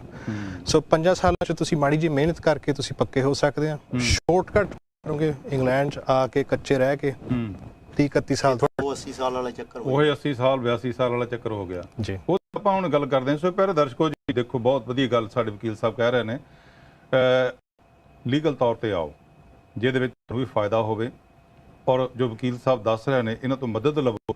ਤੁਸੀਂ ਆਪਣਾ ਕੋਈ ਸਵਾਲ ਪੁੱਛੋ ਇਹਨਾਂ ਨੂੰ ਕਿ ਕਿਸ ਤਰ੍ਹਾਂ ਅਸੀਂ ਆਪਣੇ ਕਿਸੇ ਰਿਸ਼ਤੇਦਾਰ ਨੂੰ ਇੰਡੀਆ ਤੋਂ ਮੰਗਾ ਸਕਦੇ ਹਾਂ ਜਾਂ ਕਿਸੇ ਹੋਰ ਮੁਲਕ ਤੋਂ ਮੰਗਾ ਸਕਦੇ ਹਾਂ। ਤੁਹਾਨੂੰ ਬਿਲਕੁਲ ਸਹੀ ਜਿਹੜਾ ਰਸਤਾ ਹੈ ਉਹ ਸਾਡੇ ਵਕੀਲ ਸਾਹਿਬ ਜੀ ਦੱਸਣਗੇ। ਕਾਲ ਜ਼ਰੂਰ ਸਾਨੂੰ ਕਰੋ ਜੀ। ਤੁਸੀਂ ਕਾਲ ਕਰਕੇ ਆਪਣੇ ਸਵਾਲ ਜ਼ਰੂਰ ਪੁੱਛੋ, ਚਾਹੇ ਯੂਰਪ ਦੇ ਵਿੱਚ ਤੁਸੀਂ ਬੈਠੇ ਹੋ, ਅਜੇ ਵੀ ਤੁਹਾਡਾ ਮਨ ਆ ਇੱਥੇ ਆਉਣ ਦਾ, ਯੂਕੇ ਦੇ ਵਿੱਚ ਆ ਕੇ ਸੈਟਲ ਹੋਣ ਦਾ, ਉਹਦਾ ਕਿਹੜਾ ਹੁਣ ਦੂਸਰਾ ਵੇ ਕਿਹੜਾ ਉਹਦਾ ਕਿਵੇਂ ਕੀਤਾ ਜਾਵੇ, ਉਹ ਸਾਡੇ ਵਕੀਲ ਸਾਹਿਬ ਤੁਹਾਨੂੰ ਉਹਦਾ ਜਵਾਬ ਬਿਲਕੁਲ ਦੇਣਗੇ ਜੀ। ਤੋ ਇਸ ਤਰ੍ਹਾਂ ਦੀਆਂ ਗੱਲਾਂ ਬਾਤਾਂ ਅਸੀਂ ਨਾਲ ਨਾਲ ਸਾਂਝੀਆਂ ਕਰਾਂਗੇ। ਪਰ ਆਓ ਤੁਸੀਂ ਜੀ ਕਾਲ ਜ਼ਰੂਰ ਕਰੋ, ਉਠਾਓ ਫੋਨ 0121 380 1050। ਇਹ ਨੰਬਰ ਤੁਸੀਂ ਸਕਰੀਨ ਦੇ ਉੱਤੇ ਵੇਖ ਰਹੇ ਹੋ ਤੇ ਤੁਸੀਂ ਕਾਲ ਕਰਕੇ ਆਪਣਾ ਸਵਾਲ ਜ਼ਰੂਰ ਪਾਓ, ਕੁਐਸਚਨ ਆਪਣਾ ਸਾਨੂੰ ਜ਼ਰੂਰ ਪਾਓ ਜੀ, ਤੇ ਉਹਦਾ ਜਵਾਬ ਵਕੀਲ ਸਾਹਿਬ ਦੇਣਗੇ। ਬਿਲਕੁਲ ਕੇਵਲ ਸਿੰਘ ਜੀ, ਜਿਵੇਂ ਗੱਲ ਗੁਰਜਿੰਦਰ ਸਿੰਘ ਜੀ ਕਰ ਰਹੇ ਆ, ਇੱਕ ਤਾਂ 20 ਸਾਲ ਵਾਲਾ ਜਿਹੜਾ ਰੂਟ ਹੈਗਾ, ਉਹਦੇ ਤੋਂ ਬਾਅਦ ਫਿਰ 10 ਸਾਲ ਵਾਲਾ ਰੂਟ ਹੈਗਾ, ਤੇ ਬੜਾ ਜ਼ਿੰਦਗੀ ਦਾ ਇੱਕ ਟਫ ਜਿਹਾ ਤੁਹਾਨੂੰ ਲੱਗਦਾ ਨਹੀਂ ਕਿ ਬੜਾ ਔਖਾ ਜਿਹਾ ਇਹ ਕੰਮ ਹੈ? ਦੇਖੋ ਜੀ, ਦੋ ਗੱਲਾਂ ਆ। ਅਸੀਂ ਇਹ ਜਿਹੜਾ ਮੁਲਕ ਆ ਬੜੀ ਖਿੱਚ ਪਾਉਂਦਾ ਸਾਰਿਆਂ ਨੂੰ। ਸ਼ਾਇਦ ਅਸੀਂ ਵੀ ਉੱਥੇ ਹੁੰਦੇ ਅਸੀਂ ਵੀ ਇਹੀ ਸੋਚਦੇ, ਇਹੋ ਹੀ ਸੋਚਦਾ ਹਰ ਬੰਦਾ ਸੋਚਦਾ, ਕਿਉਂਕਿ ਇੱਥੇ ਮੈਨੂੰ ਅੱਜ ਦੇ ਟਾਈਮ 'ਚ ਮੇਰੇ ਫੈਮਿਲੀ ਸੈੱਟ ਆ, ਮੇਰੇ ਸੈੱਟ ਆ, ਪੜ੍ਹ ਲਿਖ ਗਿਆ, ਸਭ ਕੁਝ ਹੋ ਗਿਆ। ਮੇਲੇ ਸ਼ਾਇਦ ਕਹਿਣਾ ਇਹ ਸੌਖਾ ਹੈ ਜੀ, ਉਹ ਗਲਤੀ ਕਰਦੇ ਆ, ਇਹ ਕਰਦੇ ਉਹ ਕਰਦੇ। ਗੱਲ ਨਹੀਂ ਮੈਂ ਕਹੂੰਗਾ ਕਿ ਉਹ ਕਰਦੇ, ਕਿ ਉਹਨਾਂ ਦੀ ਮਜਬੂਰੀ ਜਿਹੜੀ ਆ ਉਹਨਾਂ ਨੂੰ ਇਸ ਪਾਸੇ ਲਈ। ਠੀਕ ਹੈ ਜੀ। ਫਿਰ ਮੈਂ ਇਹ ਕਹੂੰਗਾ ਕਿ ਮਜਬੂਰੀ ਹਰ ਬੰਦੇ ਨੂੰ ਹੁੰਦੀ ਆ। ਸਾਡੇ ਬਜ਼ੁਰਗਾਂ ਨੂੰ ਵੀ ਉਸ ਟਾਈਮ 'ਚ ਮਜਬੂਰੀ ਸੀ ਜੀ ਕਿ ਮਕਾਨ ਹੁੰਦੇ ਸੀ, ਜ਼ਮੀਨ ਉਨੀ ਕੀ ਹੁੰਦੀ ਸੀ, ਉਹਦੇ 'ਚੋਂ ਰਿਸੋਰਸਿਸ ਹੋਣੇ। ਸੋ ਮੈਂ ਕਹੂੰਗਾ ਕਿ ਸਾਡੇ ਉਸ ਬਜ਼ੁਰਗ ਟਾਈਮ ਦੇ ਵਿੱਚ ਜਿਹੜੇ ਬਜ਼ੁਰਗਾਂ ਨੇ ਸੋਚਿਆ, ਚਾਹੇ ਕਿਸੇ ਤੋਂ ਕਰਜ਼ਾ ਲੈ ਕੇ ਆਪਣੇ ਬੱਚਿਆਂ ਨੂੰ ਭੇਜਿਆ ਇੱਧਰ ਨੂੰ, ਵਾਊਚਰ ਮਿਲਦੇ ਸੀ ਉਸ ਵੇਲੇ, ਠੀਕ ਆ, ਅੱਜ ਵੀ ਵਾਊਚਰ ਮਿਲਦੇ ਆ ਡਿਫਰੈਂਟ ਤਰੀਕੇ ਨਾਲ। ਅਗਰ ਅਸੀਂ ਆਪਣੇ ਬੱਚਿਆਂ ਨੂੰ ਉੱਥੇ ਸ਼ੁਰੂ ਤੋਂ ਪੜ੍ਹਾ ਕੇ ਤੇ ਕੋਈ ਸਕਿੱਲ ਵੀ ਨਾਲ ਦੇਈਏ, ਫਿਰ ਬਹੁਤ ਸੌਖਾ ਬਣ ਜਾਂਦਾ। ਇਹ ਜ਼ਰੂਰੀ ਨਹੀਂ ਅੱਜ ਹੀ ਇਹਨਾਂ ਨੇ ਇਹ ਸਕਿੱਲ ਵਰਕ ਕਰਨ ਲਈ ਜਾਂ ਲੋ ਸਕਿੱਲ ਲਈ ਰੱਖਿਆ ਹੈਗਾ। ਇਹਨਾਂ ਨੂੰ ਵਰਕਫੋਰਸ ਕਾਫੀ ਟਾਈਮ ਤੱਕ ਚਾਹੀਦੀ ਹੋਣੀ ਹੈ ਜੀ। ਸੋ ਜਦੋਂ ਇਹ ਕੋਈ ਵੀ ਚੀਜ਼ ਬਣਾਉਂਦੇ ਆ, 1-2 ਸਾਲ ਕੇ ਨਹੀਂ ਬਣਾਉਂਦੇ, ਇਹ 20-25 ਸਾਲ ਅੱਗੇ ਲੈ ਕੇ ਪਾਲਿਸੀ ਚੱਲਦੇ ਆ। ਕਿਤੇ 6 ਮਹੀਨੇ ਸਾਲ ਲਈ ਬੰਦ ਵੀ ਕਰ ਸਕਦੇ ਆ, ਪਰ ਮੁੜ ਕੇ ਉਹਨਾਂ ਨੇ ਉਹ ਸਾਲ ਬਾਅਦ 2 ਸਾਲ ਬਾਅਦ ਉਹਨਾਂ ਨੇ ਖੋਲ ਦੇਣੀ ਹੁੰਦੀ ਆ। ਸਾਨੂੰ ਜਦੋਂ ਵੀ ਇਹ ਕੋਈ ਚੀਜ਼ ਬਣਾਉਂਦੇ ਨਾ, ਯਾਨੀ ਕਿ ਸਾਨੂੰ ਉਸ ਵੇਲੇ ਸੋਚ ਕੇ ਆਪਣੇ ਪਲੈਨਿੰਗ ਕਰਨੀ ਚਾਹੀਦੀ। ਪਲੈਨਿੰਗ ਪਹਿਲਾਂ ਹੀ ਕਰਨੀ ਚਾਹੀਦੀ ਆ। ਅੱਜ ਕੱਲ੍ਹ ਅਸੀਂ ਐਜੂਕੇਸ਼ਨ ਜ਼ਰੂਰ ਕਰਾਉਣਾ ਜੀ। ਐਜੂਕੇਸ਼ਨ ਉਹ ਕਰਾਓ ਜਿਹੜੀ ਕਿ ਤੁਹਾਨੂੰ ਪਤਾ ਹੈਗਾ ਕਿ ਬਈ ਉਸ ਬੱਚੇ ਨੂੰ ਤੁਸੀਂ ਆਪਣੇ ਬੱਚੇ ਦਾ ਫਿਊਚਰ ਕੁਝ ਕਾਇਮ ਕਰ ਸਕਦੇ ਹੈ ਜੀ। ਇਹ ਨਹੀਂ ਕਿ ਮੈਂ ਇਕੱਲਾ ਯਾਰ BA ਕਰਾ ਦੇਣੀ, MA ਕਰਾਤੀ, ਉਹਦਾ ਸਾਲਾ ਕੋਈ ਕੰਮ ਮਿਲਣਾ ਨਹੀਂ, ਜਾਂ ਕੋਈ ਬੰਦੇ ਨੂੰ ਉਸ ਪਾਸੇ ਕੋਈ ਲਿੰਕ ਨਹੀਂ, ਉਹਦਾ ਇੰਟਰਸਟ ਵੀ ਨਹੀਂ ਹੁੰਦਾ, ਸਿਰਫ ਉਹਨੂੰ ਲਾਇਸੈਂਸ ਉਹਦੇ ਕੋਲ ਸਰਟੀਫਿਕੇਟ ਹੋ ਗਿਆ ਜੀ, ਮਾਫ ਕਰਨਾ ਮੈਨੂੰ ਹੈ ਜੀ। ਅੱਜ ਕੱਲ੍ਹ ਸਰਟੀਫਿਕੇਟ ਦੀ ਲੋਕੀ ਸੋਚਦੇ ਬਹੁਤ ਵੈਲਿਊ, ਮੈਂ ਕਹਿੰਦਾ ਪ੍ਰੈਕਟੀਕਲ ਚੀਜ਼ ਦੀ ਜ਼ਿਆਦਾ ਵੈਲਿਊ ਆ। ਠੀਕ ਹੈ ਜੀ। ਪ੍ਰੈਕਟੀਕਲ ਸਿੱਖਣਾ, ਜੇ ਇੱਥੇ ਨਹੀਂ ਆ ਸਕਦੇ, ਜਦੋਂ ਇੱਥੇ ਸੂਤ ਲੱਗੂਗਾ ਤਾਂ ਵੱਖਰਾ, ਉੱਥੇ ਵੀ ਹੀ ਕੰਮ ਕਰ ਸਕਦੇ ਆ। ਤੁਹਾਡਾ ਕਹਿਣ ਤੋਂ ਭਾਵ ਦਸਤਕਾਰੀ ਜਿਹੜੀ ਹੈ ਨਾ, ਉਹ ਬੜੀ ਜ਼ਰੂਰੀ ਹੈ ਬੰਦੇ ਵਾਸਤੇ। ਗੁਰਜਿੰਦਰ ਸਿੰਘ ਜੀ, ਆਪਾਂ ਗੱਲ ਕਰੀਏ, ਤੁਸੀਂ ਗੱਲ ਕਰ ਰਹੇ ਸੀਗੇ ਕਿ ਯੂਰਪ ਦੇ ਵਿੱਚੋਂ ਅਜੇ ਵੀ ਚਾਂਸ ਹੈਗਾ ਕਿ ਤੁਸੀਂ ਆਪਣੇ ਮਾਂ-ਬਾਪ ਨੂੰ ਮੰਗਾ ਸਕਦੇ ਹੋ, ਬੱਚਿਆਂ ਨੂੰ ਆਪਣੇ ਨੂੰ ਤੇ ਘਰਵਾਲੀ ਨੂੰ ਮੰਗਾ ਸਕਦੇ ਹੋ, ਹੋਰ ਕੋਈ ਭੈਣ ਭਰਾ ਨਹੀਂ। ਉਹਦੇ ਬਾਰੇ ਤੁਸੀਂ ਸਾਡੇ ਜਿਹੜੇ ਦਰਸ਼ਕ ਨੇ ਉਹਨਾਂ ਨੂੰ ਥੋੜ੍ਹਾ ਜਿਹਾ ਇਹ ਦੱਸੋ। ਕਈਆਂ ਦੇ ਅਜੇ ਰਹਿ ਗਏ ਨੇ ਉੱਥੇ, ਬਹੁਤ ਜਿਹੜੇ ਕੋਈ ਆਲਸੀ ਜਾਂ ਘੋਲੀ ਸੀਗੇ, ਜਾਂ ਕਈ ਹੋਰ ਵੀ ਉਹਨਾਂ ਨੂੰ ਮੁਸ਼ਕਲਾਂ ਆਈਆਂ, ਇਸ ਕਰਕੇ ਰਹਿ ਕੇ ਪਰਿਵਾਰ ਉੱਧਰ, ਤੇ ਉਹ ਕਿਸ ਤਰ੍ਹਾਂ ਇੱਥੇ ਆ ਸਕਦੇ ਆ? ਤੁਸੀਂ ਉਹਨਾਂ ਬਾਰੇ ਕੀ ਕਹਿਣਾ ਚਾਹੋਗੇ ਸਾਡੇ ਦਰਸ਼ਕਾਂ ਨੂੰ? ਸਾਡੀ ਇਹੀ ਸੋਚ ਸੀਗੀ ਵੀ ਜਿੱਦਾਂ ਬ੍ਰੈਕਸਿਟ ਹੋਣਾ, ਜਦੋਂ 31 ਦਸੰਬਰ ਨੂੰ ਹੋਇਆ ਸੀਗਾ, ਤਾਂ ਜਿਹੜੀ ਐਕਸਟੈਂਸ਼ਨ ਦਿੱਤੀ ਗਈ ਸੀ ਜੂਨ ਤੱਕ, ਐਕਸਟੈਂਸ਼ਨ ਉਸ ਡੇਟ ਤੱਕ ਹੀ ਸੀਮਿਤ ਹੋਏਗੀ। ਐਂਡ ਸਾਰਿਆਂ ਦਾ ਵਿਚਾਰ ਇਹੀ 30 ਜੂਨ ਤੋਂ ਬਾਅਦ ਜਿਹੜੀ ਸਾਡੀ ਡੋਮੈਸਟਿਕ UK ਇਮੀਗ੍ਰੇਸ਼ਨ ਪਾਲਿਸੀ ਹੈ ਉਹੀ ਸਾਰਿਆਂ ਨੂੰ ਲਾਗੂ ਹੋਏਗੀ ਬਟ ਜਿਹੜੀ EU ਸੈਟਲਮੈਂਟ ਸਕੀਮ ਹੈਗੀ ਆ ਫੈਮਿਲੀ ਮੈਂਬਰਸ ਲਈ ਉਹ ਹਜੇ ਤੱਕ ਵੀ ਹੈਗੀ ਚੱਲਦੀ ਆ ਸੋ ਤੁਸੀਂ ਹਜੇ ਵੀ ਅਪਲਾਈ ਕਰ ਸਕਦੇ ਆ ਅਪਲਾਈ ਤੁਸੀਂ ਕਰ ਸਕਦੇ ਆ ਸਿਰਫ 4 ਕੈਟੇਗਰੀਆਂ 'ਚ ਸੋ ਜੇ ਤੁਹਾਡਾ ਹਸਬੈਂਡ ਵਾਈਫ ਬਾਹਰ ਆ ਤੁਸੀਂ ਉਹਨੂੰ ਮੰਗਾ ਸਕਦੇ ਆ ਜੇ ਤੁਹਾਡੇ ਬੱਚੇ ਨੇ ਉਹਨਾਂ ਨੂੰ ਤੁਸੀਂ ਮੰਗਾ ਸਕਦੇ ਆ ਗ੍ਰੈਂਡ ਪੇਰੈਂਟਸ ਤੁਸੀਂ ਮੰਗਾ ਸਕਦੇ ਆ ਪੇਰੈਂਟਸ ਨੂੰ ਮੰਗਾ ਸਕਦੇ ਆ ਸੋ ਪਰ ਤੁਸੀਂ ਤਾਇਆ ਚਾਚਾ ਮਾਮਾ ਮਾਮੀ ਭਤੀਜਾ ਭਤੀਜੀ ਜਾਂ ਭਾਂਜਾ ਭਾਂਜੀ ਇਸ ਤਰ੍ਹਾਂ ਦੇ ਜਿਹੜੇ ਐਕਸਟੈਂਡਡ ਰਿਲੇਸ਼ਨਸ ਹੁੰਦੇ ਆ ਉਹ ਨਹੀਂ ਮੰਗਾ ਸਕਦੇ ਸੋ ਬਿਲਕੁਲ ਪਿਆਰੇ ਦਰਸ਼ਕੋ ਜਿਵੇਂ ਵਕੀਲ ਸਾਹਿਬ ਜੀ ਗੱਲ ਕਹਿ ਰਹੇ ਨੇ ਕਿ ਜਿਹੜੀ ਐਕਸਟੈਂਡਡ ਜਿਹੜੀ ਰਿਲੇਸ਼ਨ ਹੈਗੀ ਆ ਉਹ ਨਹੀਂ ਤੁਸੀਂ ਮੰਗਾ ਸਕਦੇ ਮਾਂ-ਬਾਪ ਨੂੰ ਮੰਗਾ ਸਕਦੇ ਹਾਲੇ ਵੀ ਮਾਂ-ਬਾਪ ਵਾਸਤੇ ਤੁਹਾਡੇ ਲਈ ਚਾਂਸ ਹੈਗਾ ਤੁਹਾਡੇ ਬੱਚੇ ਉੱਧਰ ਰਹਿ ਗਏ ਨੇ ਤੁਸੀਂ ਆਪ ਇੱਥੇ ਆ ਕੇ ਸੈਟਲ ਹੋ ਗਏ ਹੋ ਤੇ ਤੁਸੀਂ ਬੱਚਿਆਂ ਨੂੰ ਮੰਗਾ ਸਕਦੇ ਹੋ ਲਓ ਇਸ ਗੱਲ ਦਾ ਫਾਇਦਾ ਕਰੋ ਜੀ ਫੋਨ ਕਰਕੇ ਆਪਣੇ ਸਵਾਲ ਤੁਸੀਂ ਜ਼ਰੂਰ ਸਾਨੂੰ ਪੁੱਛੋ ਵੀ ਕੀ ਹੋਣਾ ਚਾਹੀਦਾ ਆ ਜਾਂ ਸਟੂਡੈਂਟ ਵੀ ਆਉਂਦੇ ਨੇ ਕਿੱਦਾਂ ਤੁਸੀਂ ਸਟੂਡੈਂਟ ਨੂੰ ਮੰਗਾਉਣਾ ਆ ਕਿਹੜੇ ਵਿਸ਼ੇ ਦੇ ਵਿੱਚ ਤੁਸੀਂ ਮੰਗਾ ਸਕਦੇ ਆ ਕਿਸ ਤਰ੍ਹਾਂ ਕੀ ਉਹਦੀਆਂ ਜਿਹੜੀਆਂ ਰਿਕੁਆਇਰਮੈਂਟਸ ਜਿਹੜੀਆਂ ਹੈਗੀਆਂ ਉਹ ਕਿਹੜੀਆਂ ਨੇ ਕਿਉਂਕਿ ਜਿੰਨਾ ਚਿਰ ਤੁਸੀਂ ਰਿਕੁਆਇਰਮੈਂਟਸ ਜਿਹੜੀਆਂ ਪੂਰੀਆਂ ਨਹੀਂ ਕਰਦੇ ਤੇ ਤੁਸੀਂ ਰਿਫਿਊਜ਼ ਕਰਨੇ ਹੋ ਵੀਜ਼ੇ ਤੋਂ ਜਦੋਂ ਅਸੀਂ ਕਈ ਵਾਰੀ ਆਪਣੇ ਆਪ ਉਹਦੇ ਫਾਰਮ ਭਰ ਕੇ ਅਪਲਾਈ ਕਰ ਦਿੰਦੇ ਆ ਕਈ ਵਿੱਚ ਕਮੀਆਂ ਸਾਡੇ ਕੋਲ ਰਹਿ ਜਾਂਦੀਆਂ ਨੇ ਉਹ ਅਸਲ ਦੇ ਵਿੱਚ ਨਾ ਹੁੰਦੀ ਆ ਤੇ ਉਹ ਕਮੀਆਂ ਕਾਰਨ ਕਰਕੇ ਹੁੰਦੀ ਆ ਸੋ ਜੇ ਅਸੀਂ ਪਹਿਲਾਂ ਹੀ ਚੰਗੇ ਵਕੀਲ ਦੇ ਕੋਲੋਂ ਕੋਈ ਸਲਾਹ ਲਈ ਜਾਵੇ ਤੇ ਅਸੀਂ ਅਪਲਾਈ ਕਰੀਏ ਤੇ ਫਿਰ ਉਹਦੇ ਵਿੱਚ ਮੁਸ਼ਕਲ ਨਹੀਂ ਆ ਸਕਦੀ ਤੇ ਸਾਨੂੰ ਵੀਜ਼ਾ ਮਿਲ ਸਕਦਾ ਆਪਾਂ ਗੱਲ ਕਰੀਏ ਕੇਵਲ ਸਿੰਘ ਜੀ ਗੁਰਜਿੰਦਰ ਸਿੰਘ ਜੀ ਆਪਾਂ ਸਾਂਝੇ ਤੌਰ ਤੇ ਗੱਲ ਕਰਦੇ ਹਾਂ ਪਿੱਛੇ ਜੇ ਤੁਸੀਂ ਸੁਣਿਆ ਚਲੋ ਖੈਰ ਆਪਾਂ ਤਾਂ ਜੋ ਇੱਥੇ ਦੀ ਇਮੀਗ੍ਰੇਸ਼ਨ ਉਹਦੇ ਬਾਰੇ ਗੱਲ ਕਰਨੀ ਆ ਪਰ ਇੱਥੇ ਵੀ ਉਹ ਕੁਝ ਹੋ ਰਿਹਾ ਕੈਨੇਡਾ ਦੇ ਵਿੱਚ ਸੁਣਿਆ ਕਿ ਪਿਛਲੇ ਟਾਈਮ ਦੇ ਵਿੱਚ ਕੁਝ ਕੁੜੀਆਂ ਨੇ ਉੱਥੇ ਜਾ ਕੇ ਖਰਚਾ ਵੀ ਮਾਂ ਪਿਓ ਨੇ ਕੀਤਾ ਇੰਡੀਆ 40-50 ਲੱਖ ਰੁਪਈਆ ਲਾ ਦਿੱਤਾ 40 ਲੱਖ ਤਾਂ ਲਾਇਆ ਆਈਲੈਟਸ ਵੀ ਕਰਾਈ ਖਰਚੇ ਵੀ ਸਾਰੇ ਕਰਾਏ ਕੁੜੀ ਨੂੰ ਉੱਥੇ ਭੇਜਿਆ ਵਿਆਹ ਵੀ ਹੋ ਗਿਆ ਇੰਡੀਆ ਉੱਥੇ ਜਾ ਕੇ ਜਿਹੜੀਆਂ ਲੜਕੀਆਂ ਸੀਗੀਆਂ ਬੱਚੀਆਂ ਸੀਗੀਆਂ ਉਹ ਫਿਰ ਗਈਆਂ ਮੁੱਕਰ ਗਈਆਂ ਮੈਂ ਇੱਕ ਬੱਚੀਆਂ ਦੀ ਗੱਲ ਨਹੀਂ ਕਰਦਾ ਬੱਚੇ ਵੀ ਇਸੇ ਤਰ੍ਹਾਂ ਅਸੀਂ ਤੇ ਇੱਕ ਦੋਸ਼ ਦੇਣ ਲੱਗ ਪੈਂਦੇ ਆ ਵੀ ਕੋਈ ਇੱਕ ਹੋ ਗਿਆ ਉੱਥੇ ਜਿਹੜੇ ਨੌਜਵਾਨ ਮੁੰਡੇ ਸੀਗੇ ਉਹਨਾਂ ਨੇ ਵੀ ਇਹੋ ਹੀ ਕੰਮ ਕੀਤਾ ਆ ਵਿਆਹ ਕੇ ਇੰਡੀਆ ਦੇ ਵਿੱਚ ਤੇ ਉਹ ਛੱਡ ਗਏ ਉਹਨਾਂ ਆਇਆ ਨਹੀਂ ਉੱਥੇ ਜਾ ਕੇ ਕੋਈ ਹੋਰ ਰਿਲੇਸ਼ਨ ਕਾਇਮ ਕਰ ਲਿਆ ਉੱਥੇ ਜਾ ਕੇ ਹੋਰ ਕੋਈ ਸਾਧਨ ਬਣਾ ਲਿਆ ਬਿਲਕੁਲ ਸੇਮ ਇਹੋ ਹੀ ਗੱਲ ਇੰਗਲੈਂਡ ਦੇ ਵਿੱਚ ਵੀ UK ਦੇ ਵਿੱਚ ਹੈ ਹਾਂ ਇੱਥੇ ਆਪਾਂ ਮੋਹਰੇ ਨਹੀਂ ਲਿਆਏ ਹਾਈ ਨਹੀਂ ਹੋਏਗਾ ਤੇ ਗੁਰਜਿੰਦਰ ਸਿੰਘ ਜੀ ਦਾ ਕੀ ਤੁਸੀਂ ਸਮਝਦੇ ਹੋ ਇਸ ਗੱਲ ਅਸੀਂ ਸਿਰਫ ਕਾਨੂੰਨ ਦੇ ਬਾਰੇ ਕਹਿ ਸਕਦੇ ਹਾਂ ਜੀ ਬਿਲਕੁਲ ਰਾਈਟ ਕਾਨੂੰਨ ਜਿਹੜਾ ਹੈਗਾ ਅਸੀਂ ਇਹੀ ਕਹਿੰਦੇ ਹਾਂ ਵੀ ਜੇ ਤਾਂ ਰਿਲੇਸ਼ਨਸ਼ਿਪ ਜੈਨੂਇਨ ਹੈ ਜੀ ਤਾਂ ਜਿਹੜਾ ਵੀ ਕੋਈ ਕੰਮ ਹੈ ਤੁਸੀਂ ਜੈਨੂਇਨ ਕਰੋ ਜਿਹੜੇ ਇਹ ਕੰਟਰੈਕਟ ਮੈਰਿਜਸ ਹੁੰਦੇ ਨੇ ਜਾਂ ਇਸ ਤਰ੍ਹਾਂ ਦੀਆਂ ਜਿਹੜੀਆਂ ਚੀਜ਼ਾਂ ਇਹ ਕਾਨੂੰਨ ਦੇ ਖਿਲਾਫ ਹੈ ਹਾਂਜੀ ਸੋ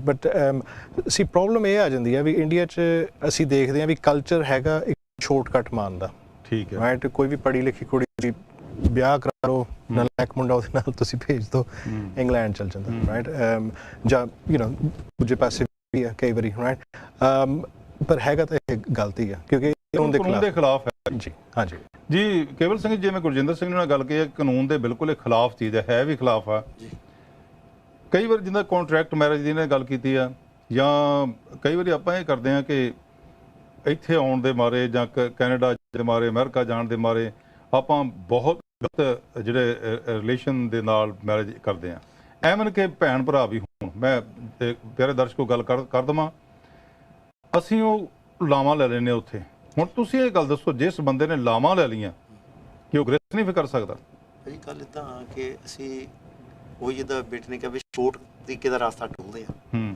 ਅਸੀਂ ਸ਼ੋਰਟ ਵੇ ਕਿੱਦਾਂ ਵੀ ਇੰਗਲੈਂਡ ਪਹੁੰਚ ਜਾਈਏ ਜਿਹੜਾ ਸਾਡਾ ਜ਼ਮੀਰ ਆ ਉਹ ਮਰ ਗਿਆ ਮੈਨੂੰ ਕਿਉਂਕਿ ਅਸੀਂ ਇਹ ਨਹੀਂ ਕਿ ਸਾਰੇ ਹੀ ਇਦਾਂ ਹੈਗੇ ਆਪਾਂ ਜਦੋਂ ਹੁਣ ਆਪਾਂ ਫਿਗਰ ਸੁਣਦੇ ਜੋ ਤੁਸੀਂ ਸਾਨੂੰ ਸਵਾਲ ਪੁੱਛਿਆ ਹੈਗਾ 40-50 ਲੱਖ ਰੁਪਈਆ ਉਹ ਦਿੰਦੇ ਆ ਅਗਰ ਉਹੀ 40-50 ਲੱਖ ਰੁਪਈਆ ਉਸ ਬੰਦੇ ਨੇ ਉੱਥੇ ਹੀ ਬਿਜ਼ਨਸ ਲਈ ਲਾਇਆ ਹੋਵੇ ਤਾਂ ਉੱਥੇ ਵੀ ਆਪਣੇ ਬੱਚਿਆਂ ਨੂੰ ਰੋਟੀ ਖਿਲਾ ਸਕਦਾ ਜਿੱਦਾਂ ਅਸੀਂ ਇੱਥੇ ਕਰਦੇ ਹਾਂ ਮੈਂ ਨਹੀਂ ਕਹਿੰਦਾ ਇੱਥੇ ਆਉਣ ਨਾ ਹੁਣ ਪਰ ਸਹੀ ਤਰੀਕੇ ਨਾਲ ਹੋਣ ਕਿਉਂਕਿ ਉਹਨਾਂ ਦਾ ਤਰੀਕਾ ਸ਼ੁਰੂ ਤੋਂ ਹੀ ਗਲਤ ਆ ਉਹਦੇ ਵਿੱਚ ਹੋ ਸਕਦਾ ਉਸ ਬੱਚੀ ਦਾ ਪਹਿਲਾਂ ਹੀ ਕੋਈ ਕਿਸੇ ਨਾਲ ਰਿਸ਼ਤਾ ਹੋਵੇ ਮੁੰਡੇ ਦਾ ਵੀ ਹੋ ਸਕਦਾ ਕੁੜੀ ਦਾ ਵੀ ਹੋ ਸਕਦਾ ਕਿਉਂਕਿ ਅੱਜ ਕੱਲ ਅਸੀਂ ਕਾਫੀ ਐਡਵਾਂਸ ਹਾਂ ਜੀ ਚਾਹੇ ਇੰਡੀਆ ਆ ਤੇ ਚਾਹੇ ਇੱਥੇ ਸ਼ਾਇਦ ਇੱਥੇ ਨਾਲੋਂ ਸਾਡੇ ਏਸ਼ੀਆ ਦੇ ਵਿੱਚ, ਇੰਡੀਆ, ਪਾਕਿਸਤਾਨ, ਬੰਗਲਾਦੇਸ਼ ਦੇ ਵਿੱਚ ਸਾਡੇ ਬੱਚੇ ਸਾਡੇ ਬੱਚਿਆਂ ਨਾਲੋਂ 10% ਮੋਟੇ ਹੋਣ ਜੀ ਹਾਂਜੀ।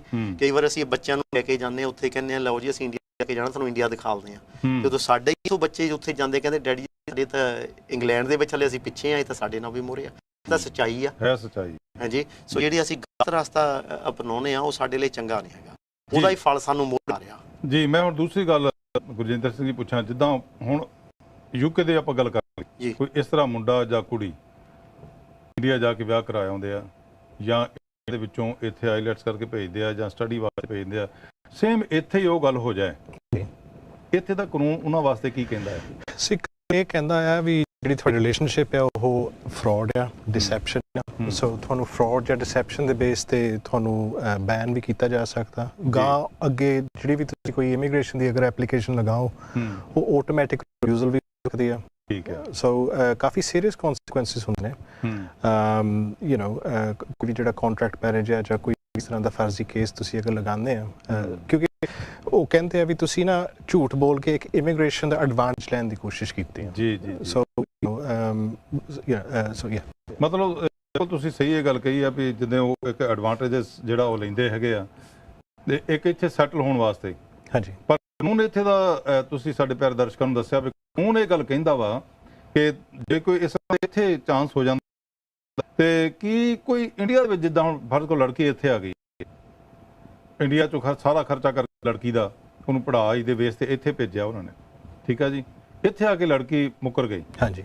ਤੇ ਉਹਦੇ ਵਾਸਤੇ ਕੀ ਇੰਡੀਆ ਜਿਹੜੇ ਬੈਠਾ ਦਾ ਹਸਬੈਂਡ ਬੈਠਾ ਵਾ, ਜਿਹਦੇ ਨਾਲ ਮੈਰਿਜ ਕਰਕੇ ਆਈ ਆ, ਉਹ ਕਾਨੂੰਨੀ ਤੌਰ ਤੇ ਕੋਈ ਇੱਥੇ ਕਰ ਸਕਦਾ ਕੋਈ ਚੀਜ਼? ਜਾਂ ਇਹੋ ਹੀ ਦੂਜੇ ਪਾਸੇ ਲਾ ਲਓ ਕਿ ਬੱਚੀ, ਕੋਈ ਲੜਕਾ ਜਿਹੜਾ ਉਹ ਆਇਆ ਇੱਥੇ, ਲੜਕੀ ਵਾਲਿਆਂ ਨੇ ਭੇਜਿਆ, ਲੜਕਾ ਸਟੱਡੀ ਕਰਨ ਆਇਆ, ਉੱਥੇ ਮੈਰਿਜ ਹੋ ਗਈ ਆ, ਕੀ ਉਹ ਲੜਕੀ ਵਾਲੇ ਜਾਂ ਉਹ ਲੜਕੇ ਵਾਲੇ ਜਿਹੜੇ ਇੰਡੀਆ ਬੈਠੇ ਆ, ਉਹਨਾਂ ਦੇ ਵਾਸਤੇ ਕੋਈ ਕਾਨੂੰਨ ਹੈਗਾ ਇਸ ਤਰ੍ਹਾਂ ਦਾ?